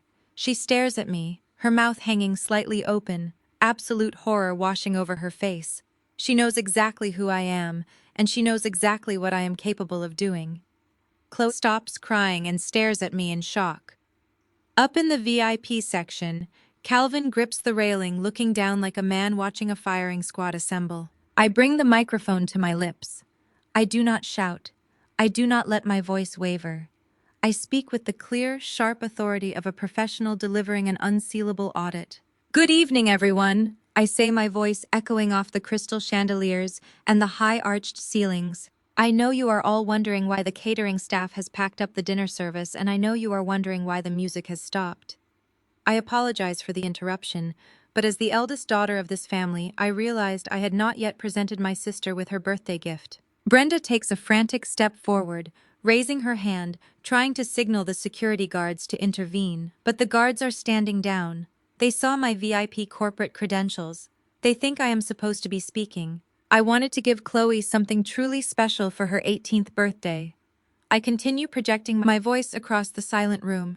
I wanted to give her the gift of financial transparency. As I speak the word transparency, the main doors of the ballroom swing open. Two men dressed in sharp, nondescript business suits walk in. They are not carrying gifts. They are carrying thick, bound stacks of paper. They are private couriers I hired explicitly for this exact moment. They fan out across the room, walking directly toward the tables where Calvin major investors, the church elders, and the local politicians are seated. They begin placing copies of a heavily redacted but undeniably devastating forensic audit report right onto the white tablecloths. Brenda lets out a sharp, audible gasp. She tries to lunge toward one of the tables to snatch the documents away, but a prominent judge wife picks up the audit folder before she can reach it. I hold the microphone steady. I tell the guests that my parents have spent decades building a reputation as pillars of the Atlanta business community. I tell them they have hosted charity galas, advised local campaigns, and collected investments based on a carefully curated image of immense success. Then I drop the hammer. But numbers do not care about your image, I announce, my voice ringing with cold, hard truth. The documents currently being handed to your tables contain the actual ledgers of Calvin and Brenda's supposed consulting firm. You will see that their primary office property was repossessed 3 years ago. you will see that every single investment dollar they collected over the past 24 months went directly into funding their luxury car leases, country club memberships, and the custom crystal dress my sister is currently wearing. The murmurs in the room escalate into loud, shocked gasps. The judge's wife flips open the folder, her eyes scanning the highlighted spreadsheets. The politicians are pulling out their reading glasses. The illusion is not just cracking, it is being vaporized under a spotlight.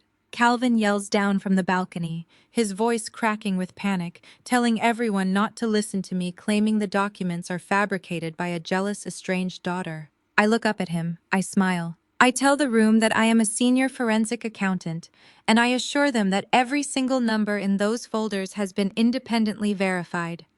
I tell them that the bounce check for tonight's catering service was just the final symptom of a terminal financial disease. But I am not finished. The real devastation has not even been revealed yet. I turn my gaze back down to Brenda. She is frozen near the ice sculpture, trembling violently. I tell the guests that living beyond their means is sad, but it is not a crime. However, I continue lowering my voice so the entire room has to lean in to hear me. Identity theft is very much a federal offense. Brenda lets out a choked, terrified sob. I explained to the silent, captivated audience that while I was working 80 hours a week to earn my master's degree auditing complex corporate accounts, I decided to run a routine check on my own credit history. I discovered that Calvin and Brenda had used my social security number to open over a dozen Shell credit cards. They maxed them out to pay for their lifestyle, assuming their quiet, disposable daughter would never find out or would be too loyal to turn them in. I look directly at Brenda. I tell the room that the $2,500 she desperately begged me for on Tuesday was not a venue deposit. It was a retainer fee she needed to hire a criminal defense attorney. Because 3 days ago, right after they skipped my graduation to go dress shopping, I handed the complete unredacted forensic audit directly to the federal authorities. The ballroom erupts into absolute chaos. The church elders are slamming the audit folders down in disgust. The local politicians are literally backing away from the tables, desperate to distance themselves from a massive federal fraud scandal. The wealthy wives are grabbing their designer bags, shaking their heads, and making a beeline for the exit. Chloe drops to her knees right there on the flashing LED dance floor. The custom-tooled dress pulls around her like a deflated parachute. She buries her face in her hands, sobbing uncontrollably as her wealthy friends pull out their phones to record her humiliation. Right on cue, the country club general manager marches into the ballroom. He does not look apologetic. He signals to the wall panel. With a series of loud, heavy clicks, the grand crystal chandeliers shut off. The flashing DJ lights go dark. The venue plunges into dim emergency lighting. The manager announces loudly that due to severe non-payment, this event is officially terminated and all guests must vacate the premises immediately. The exodus is swift and brutal. Within minutes, the grand ballroom is practically empty, save for the melting ice swan and the discarded centerpieces. I hand the microphone back to the stunned DJ. I walk down the steps of the booth, my emerald gown gliding over the floorboards. I walk right past Brenda. She is sitting on the edge of the dark dance floor, staring blankly at the wall, completely broken. I do not stop to gloat. I do not need an apology. I already got my justice. I walk out the grand double doors, down the sweeping marble staircase, and out into the warm, humid Atlanta night. The air smells like rain and absolute freedom. I bypass the valet stand. A sleek black town car is idling at the curb. The rear window rolls down. Inside sit Linda and Marcus, my two closest friends from my accounting firm, the only people who actually showed up to cheer for me at my graduation. Linda is holding up a bottle of chilled vintage champagne. Marcus is holding 3 crystal flutes. I slide into the plush leather seat of the town car. The door shuts with a solid thud, sealing out the noise of the country club behind me. Linda pops the champagne cork. We clink our glasses together as the driver pulls away from the curb, heading toward a celebration that actually matters. I take a sip of the champagne. It tastes like victory. My family spent 35 years telling me I was unfit for their world. Turns out I was just overqualified. For a split second, the polished mask of the wealthy Atlanta matriarch slips completely. I see the raw, unadulterated panic flash across her face. She knows I am not here to celebrate. She knows I am here to collect. But before she can even formulate a plan to deal with my presence, the reality of her financial ruin taps her right on the shoulder. The head catering manager, a sharp woman in a tailored black suit, holding an electronic tablet, steps directly into Brenda's line of sight. I watch the entire exchange from my elevated booth like a silent movie playing out on the ballroom floor. The manager is not smiling. She leans in and speaks quietly to my mother. Brenda shakes her head violently, her hand flying to her chest. She points toward the massive buffet stations, where dozens of catering staff in crisp white shirts have suddenly stopped moving. They are not lighting the chafing dishes, they are not carving the prime rib. They are standing perfectly still with their hands folded behind their backs. As a forensic accountant, I do not need audio to audit this conversation. The replacement check Brenda wrote for the final catering deposit just bounced. The money she desperately demanded from me on Tuesday, the $2,500 she thought Jamal would secretly cover before Ashley cut him off, simply does not exist. The country club is threatening to pack up the food right in the middle of the party. Panic sets in sharp and fast. I watch Brenda practically sprinting toward her high society church friends. She pulls a prominent pastor wife aside, whispering frantically, her hands gesturing wildly. She is clearly trying to secure a quick, quiet loan to save the dinner service. The pastor wife looks deeply uncomfortable. She offers a tight, polite smile, pats Brenda on the arm, and walks away. Brenda tries another friend, a woman draped in diamonds who sits on several charity boards. Denied again. The illusion of their infinite wealth is actively crumbling under the crystal chandeliers. Across the room, Chloe finally realizes that something is terribly wrong. She marches over to the dessert bar, demanding to know why the staff is not cutting her 5-tier gold leaf cake. A server politely shakes his head and steps back. Chloe face contorts. The golden child who has never been told no in her entire 17 years of life completely malfunctions. She stomps her foot so hard her heel catches in the hem of her custom tulle ball gown. She storms over to the towering ice sculpture of the crown, her face turning red, and begins throwing a massive, highly visible tantrum. She wails that her party is being ruined. She screams that her friends are getting hungry and that she looks like a joke. The wealthy teenagers surrounding the dance floor immediately pull out their phones, their thumbs flying across their screens as they record the spectacular meltdown of the girl who spent the last 6 months bragging about her millionaire parents. Calvin spots the commotion from the premium open bar. He sees his youngest daughter screaming near the melting ice sculpture. He sees the catering staff placing silver lids back onto the untouched food. He sees his wife spiraling in a state of absolute desperation, being rejected by the very people they have spent decades trying to impress. Then Calvin looks up. He looks past the flashing LED dance floor and the sweeping velvet curtains. He looks up at the VIP section, and he sees me. Calvin marches across the room. He does not take the elegant sweeping staircase. He takes the side stairs 2 at a time, his heavy footsteps thudding over the heavy bass of the hip-hop music still pumping through the speakers. He is sweating profusely.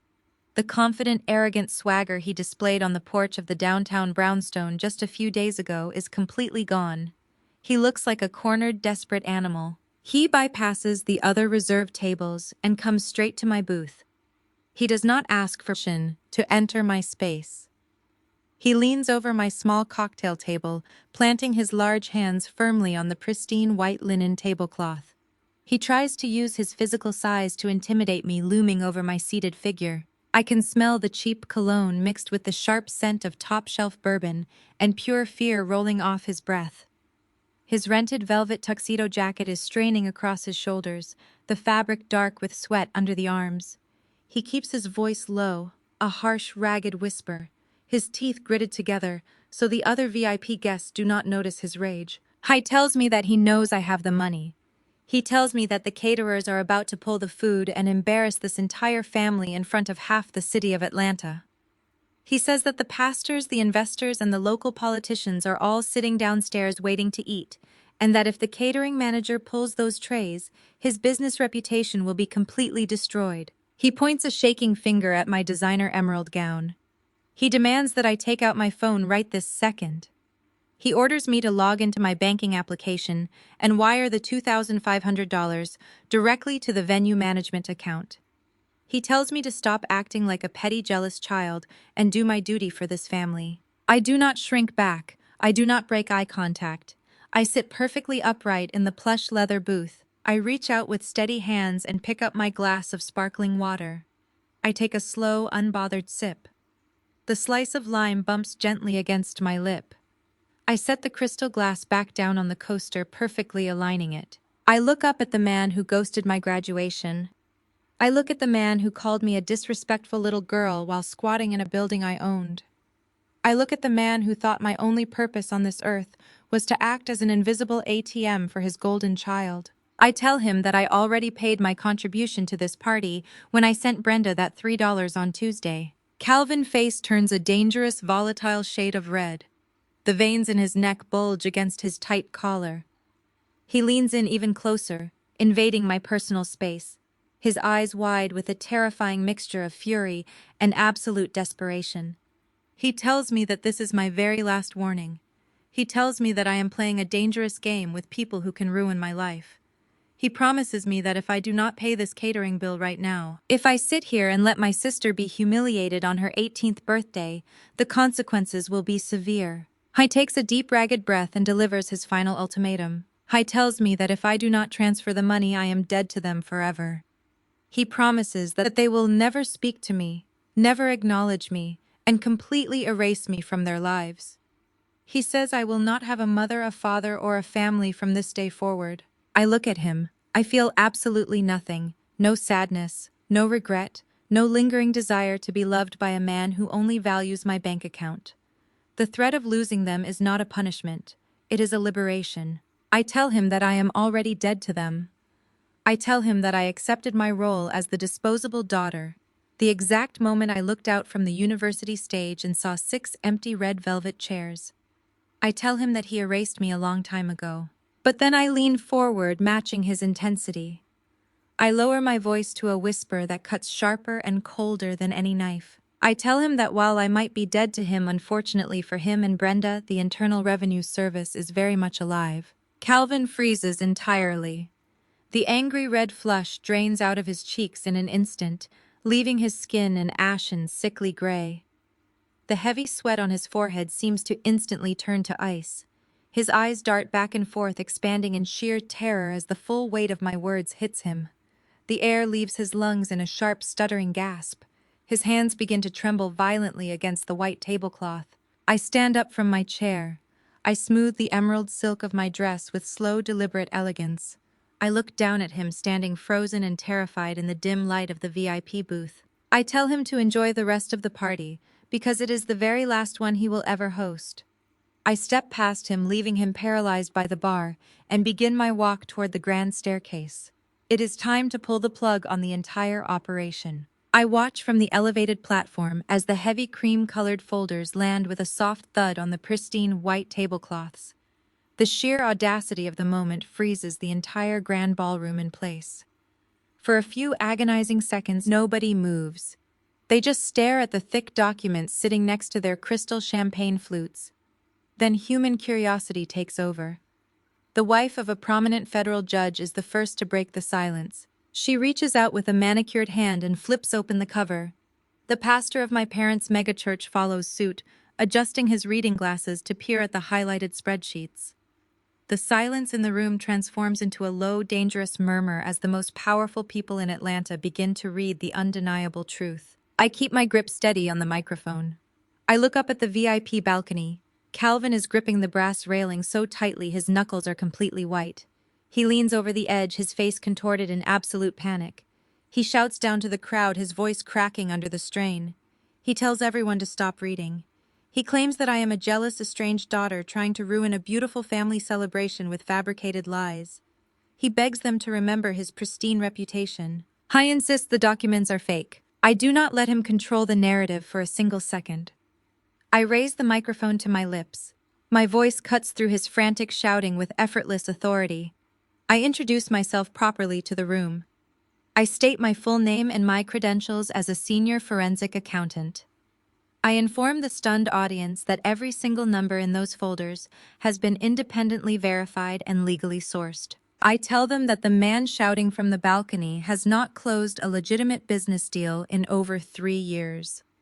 I watch the investors flip through the pages, their eyes widening as they look at the transfer logs. I explain that the primary office building they thought Calvin owned was actually repossessed. I explain that every dollar they invested in his consulting firm went directly to funding the luxury cars parked outside and the custom crystal gown my 17-year-old sister is currently wearing. The low murmur in the ballroom erupts into loud, outraged gasps. The judge wife slams her folder shut and glares up at Calvin with pure disgust. The politicians are physically pushing their chairs back from the tables, desperate to distance themselves from a massive financial fraud scandal right in the middle of an election year. I turn my gaze back down to the dance floor. Brenda is standing near the melting ice sculpture of the crown. She is trembling violently, her silver sequined dress catching the dim emergency lights. She looks up at me, her eyes pleading silently for me to stop. But mercy is a luxury they stripped away from me a long time ago. I tell the room that living beyond your means is pathetic, but it is not a crime. I let that statement hang in the air for a moment. Then I lower my voice, making it so cold and sharp that the entire room leans in to hear me. I announce that identity theft, however, is very much a federal offense. Brenda lets out a choked, terrified sob. She covers her mouth with both hands. I explain to the captivated audience exactly what my parents did to me. I tell them how I worked 80 hours a week, juggling a grueling corporate job and rigorous night classes to earn my master's degree. I explain how I decided to run a routine check on my own credit history to prepare for a new mortgage. I describe the cold, sickening realization of finding over a dozen shell credit cards opened using my social security number. I detail how Calvin and Brenda forged my signature and maxed out my credit to the tune of hundreds of thousands of dollars to pay for their fake lifestyle. They assumed their quiet, disposable daughter would never find out, or would be too desperately loyal to turn them in. They thought I would carry their toxic debt to my grave just to keep the peace. I look directly at Brenda. She is shrinking under the weight of 100 judgmental stares. I address her through the microphone. I tell the room that the $2,500 she desperately begged me for on Tuesday night was never meant for a venue deposit.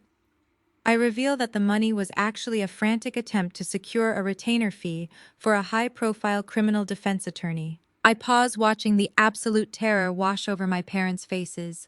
I deliver the final devastating blow. I inform them that they are far too late.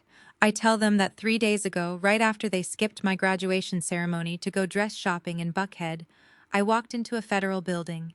I tell them I handed the complete, unredacted forensic audit directly to the federal authorities. I confirm that warrants are already being drafted. The ballroom explodes into absolute chaos. The remaining facade of high society decorum shatters completely. The church elders are grabbing their wives by the arm and marching toward the exit. The major investors are furiously dialing their legal teams on their cell phones, rushing toward the doors. The wealthy elite of Atlanta want absolutely nothing to do with a family currently in the crosshairs of the Internal Revenue Service and the Federal Bureau of Investigation. The exodus is swift, brutal, and highly public, down on the flashing LED dance floor. Chloe finally understands the magnitude of what is happening. The golden child who spent the last 6 months bragging about her millionaire parents drops to her knees. The massive custom tulle ball gown pulls around her like a deflated parachute. She buries her face in her hands and begins to sob uncontrollably. The wealthy teenagers she invited, the ones she spent years trying to impress, immediately pull out their smartphones. They are not comforting her. They are recording her humiliation live for social media, ensuring that her fake social status is permanently destroyed. Right on cue, the heavy oak doors of the ballroom swing open again. The country club general manager marches into the room, flanked by 3 large security guards. He does not look apologetic. He marches straight to the main electrical panel on the far wall. He signals to his staff. With a series of loud, heavy clicks, the grand crystal chandeliers shut off completely. The flashing DJ lights go dark. The custom monogram dance floor powers down. The luxurious venue is instantly plunged into dim yellow emergency lighting. The manager raises his voice over the commotion. He announces loudly that due to severe non-payment and fraudulent booking practices, this event is officially terminated. He instructs all remaining guests and family members to vacate the premises immediately or face trespassing charges. The physical darkness in the room perfectly matches the financial darkness my family is about to live in for the rest of their lives. I hand the wireless microphone back to the stunned DJ. I step down from the elevated booth, my emerald silk gown gliding smoothly over the polished floorboards. I walk at a calm, unhurried pace across the empty dance floor. I walk right past Brenda. She has collapsed onto a folding chair, staring blankly at the wall, completely broken.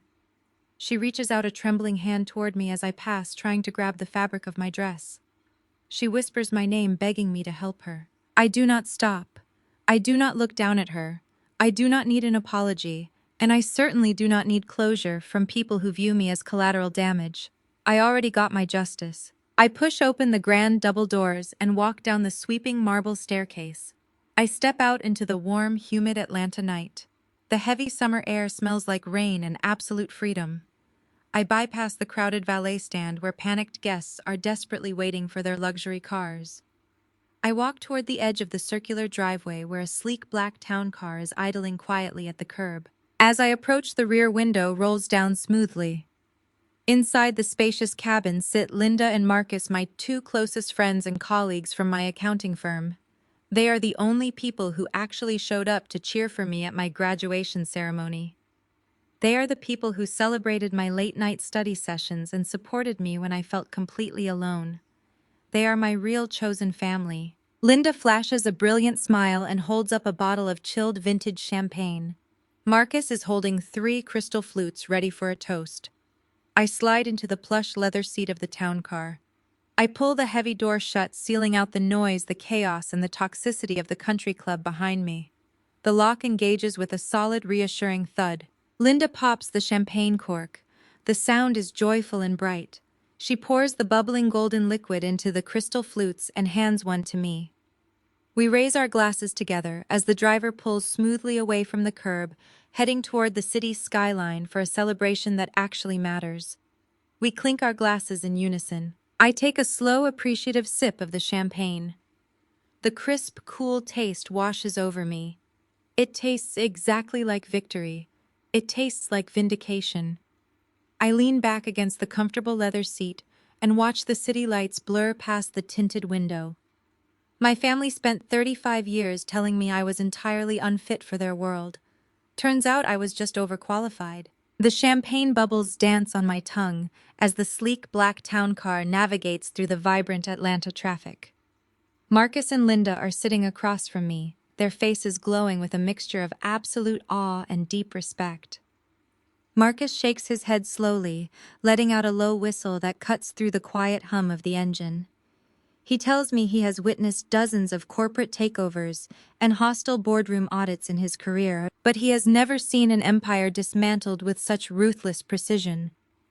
Linda leans forward, resting her hand gently on my knee. She tells me she is incredibly proud of me, not just for securing my master's degree, but for finally cutting the toxic anchor that had been dragging me down for over 3 decades. I look down at my phone resting on the leather seat beside me. The screen is lighting up continuously. It is a rapid-fire cascade of notifications. Missed calls from Calvin. Frantic text messages from Brenda. Voicemails from random aunts and uncles who stood by and watched my parents abuse me for years, suddenly desperate to get the real story so they can gossip at church tomorrow morning. I do not answer a single one of them. I open my settings, select the option to silence all unknown callers, and slide the phone into my emerald clutch. The physical weight of their expectations, their manipulation, and their constant demands is entirely gone. My shoulders feel lighter than they have since I was a little girl. We arrive at my favorite upscale lounge in Midtown. We do not talk about my parents for the rest of the night. We talk about my upcoming promotion to senior partner. We talk about Marcus and his new dog and Linda and her upcoming vacation to Greece. We talk about the future. For the first time in my life, my future is a blank, beautiful canvas that I get to paint however I see fit. The real-world consequences of my forensic audit drop the very next morning. I wake up in my loft to the sound of rain gently hitting the floor-to-ceiling windows. I brew a pot of rich dark coffee, sit at my marble kitchen island, and open the local Atlanta business news on my laptop. The headlines are spectacular. The collapse of Calvin and Brenda and their fake consulting firm is the top story. The reporters detail the chaotic scene at the Buckhead Heritage Club, describing how a high society Sweet 18 party was shut down by management due to massive financial fraud. But the social humiliation is just the appetizer. The main course arrives on Tuesday. Because I handed my complete unredacted forensic audit over to the federal authorities, the Internal Revenue Service, and the Federal Bureau of Investigation move with terrifying speed. Warrants are executed at the cheap rental property Brenda and Calvin had retreated to after I locked them out of the downtown brownstone. The federal agents seize their leased Mercedes, their frozen bank accounts, and every single designer handbag Brenda purchased using the credit cards she fraudulently opened in my name. The identity theft charges alone carry mandatory minimum sentences. They try to claim ignorance. They try to blame the accountants. But my paper trail is flawless. The federal prosecutors do not even offer them a plea deal. Jamal and his fate are equally poetic. Ashley did exactly what she promised to do in my foyer. She went straight to her father, the ruthless corporate attorney. Her family law firm descends on Jamal like a pack of starving wolves. They freeze his access to the generational trust fund immediately. During the divorce proceedings, they uncover even more of his financial ineptitude. Jamal is stripped of his custom-tailored suits and his fake real estate mogul persona. He is left with absolutely nothing. The last I hear through the Atlanta grapevine, Jamal is working as a junior sales associate at a used car dealership on the outskirts of the city, taking the bus to work because he can no longer afford the insurance on a vehicle. And then there is Chloe, the golden child, the teenager who thought the universe owed her a crystal-covered ball gown while her sister paid the rent. The abrupt evaporation of the family wealth hits her the hardest because she has never possessed a single coping mechanism. She is forced to drop out of her elite private school when the tuition checks bounce. The wealthy, judgmental teenagers she tried so desperately to impress instantly excommunicate her from their social circles. A few months later, I happen to walk past a premium coffee shop in downtown Atlanta. I look through the glass window and see Chloe wearing a green canvas apron, wiping down tables and sweeping the floor. She looks up and makes brief eye contact with me. Her face flushes bright red with deep, undeniable shame. She looks away quickly, hiding her face behind a tray of dirty coffee cups. I do not go inside. I do not gloat. I just keep walking. She is finally learning the value of hard work, a lesson Brenda and Calvin aggressively shielded her from. As the seasons change, the trial of my parents concludes. The courtroom is largely empty. The high society church elders, the local politicians, and the wealthy neighbors who used to attend their lavish dinners are nowhere to be found. Fake friends disappear the moment the money runs out. Calvin and Brenda are found guilty of multiple counts of wire fraud, tax evasion, and aggravated identity theft. The judge, a no-nonsense woman who does not take kindly to parents exploiting their own children, hands down severe sentences. As the bailiffs lead them away in handcuffs, Brenda turns to look at me in the gallery. She expects to see pity. She expects to see the quiet, desperate daughter who would always step in to fix her mistakes. I do not offer her a single shred of emotion. I look back at her with the cold, calm precision of an auditor closing a ledger. The debt has been collected. The account is permanently closed. A year passes. I am sitting on the plush leather sofa in my beautiful paid-off loft. The afternoon sun is pouring through the massive windows, bathing the exposed brick in warm golden light. My promotion to senior partner at the forensic accounting firm came through exactly as expected. I am highly respected in my field, compensated generously for my expertise, and surrounded by a chosen family of friends who love me for my character, not my bank account. My phone chimes on this coffee table. It is a calendar reminder. Today is the 1-year anniversary of my graduation, the day my family ghosted me.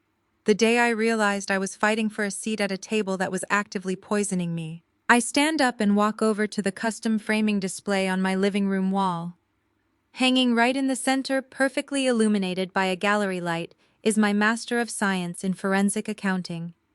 Next to it, preserved in a small, elegant shadow box, is a printed screenshot of a bank transfer receipt. It is a receipt for exactly $3 accompanied by a tiny memo that reads, "Congrats on the dress." It is my favorite piece of art in the whole loft. It reminds me that standing up for yourself does not always require shouting or throwing a tantrum. Sometimes the most devastating response you can give to toxic people is simply providing them with the exact consequences of their own actions. I walk into my chef kitchen. I am hosting a dinner party tonight. Linda Marcus and a dozen of my closest friends are arriving in a few hours. I am preparing a beautiful, elaborate meal. There will be no fake smiles, no financial extortion, and no conditional love allowed through my steel front door. I pour myself a glass of sparkling water with a twist of lime. I take a slow, refreshing sip. The air in my home feels incredibly light. My heart is completely whole. The ledger is perfectly balanced. The greatest lesson from this journey is that your worth is never determined by those who actively choose to misunderstand you. In many families, the labels of golden child and scapegoat are assigned early on, trapping us in cycles of conditional love and toxic expectations. We are taught that loyalty means enduring disrespect, and that setting boundaries is a betrayal of our own blood. But true family is defined by mutual respect, unwavering support, and emotional safety, not just a shared last name. When you build your own independence, whether financial or emotional, you strip toxic people of their power over you. You do not have to shrink yourself to make others comfortable, nor do you owe your hard-earned success to those who ghosted you during your struggles. Sometimes the most profound act of self-love is walking away from the table where respect is no longer being served. The ultimate revenge is not destruction, but building a beautiful, authentic life that they no longer have access to. Have you ever had to draw a hard line and walk away from toxic family members to protect your peace? Share your story in the comments below, and please like and subscribe for more empowering journeys.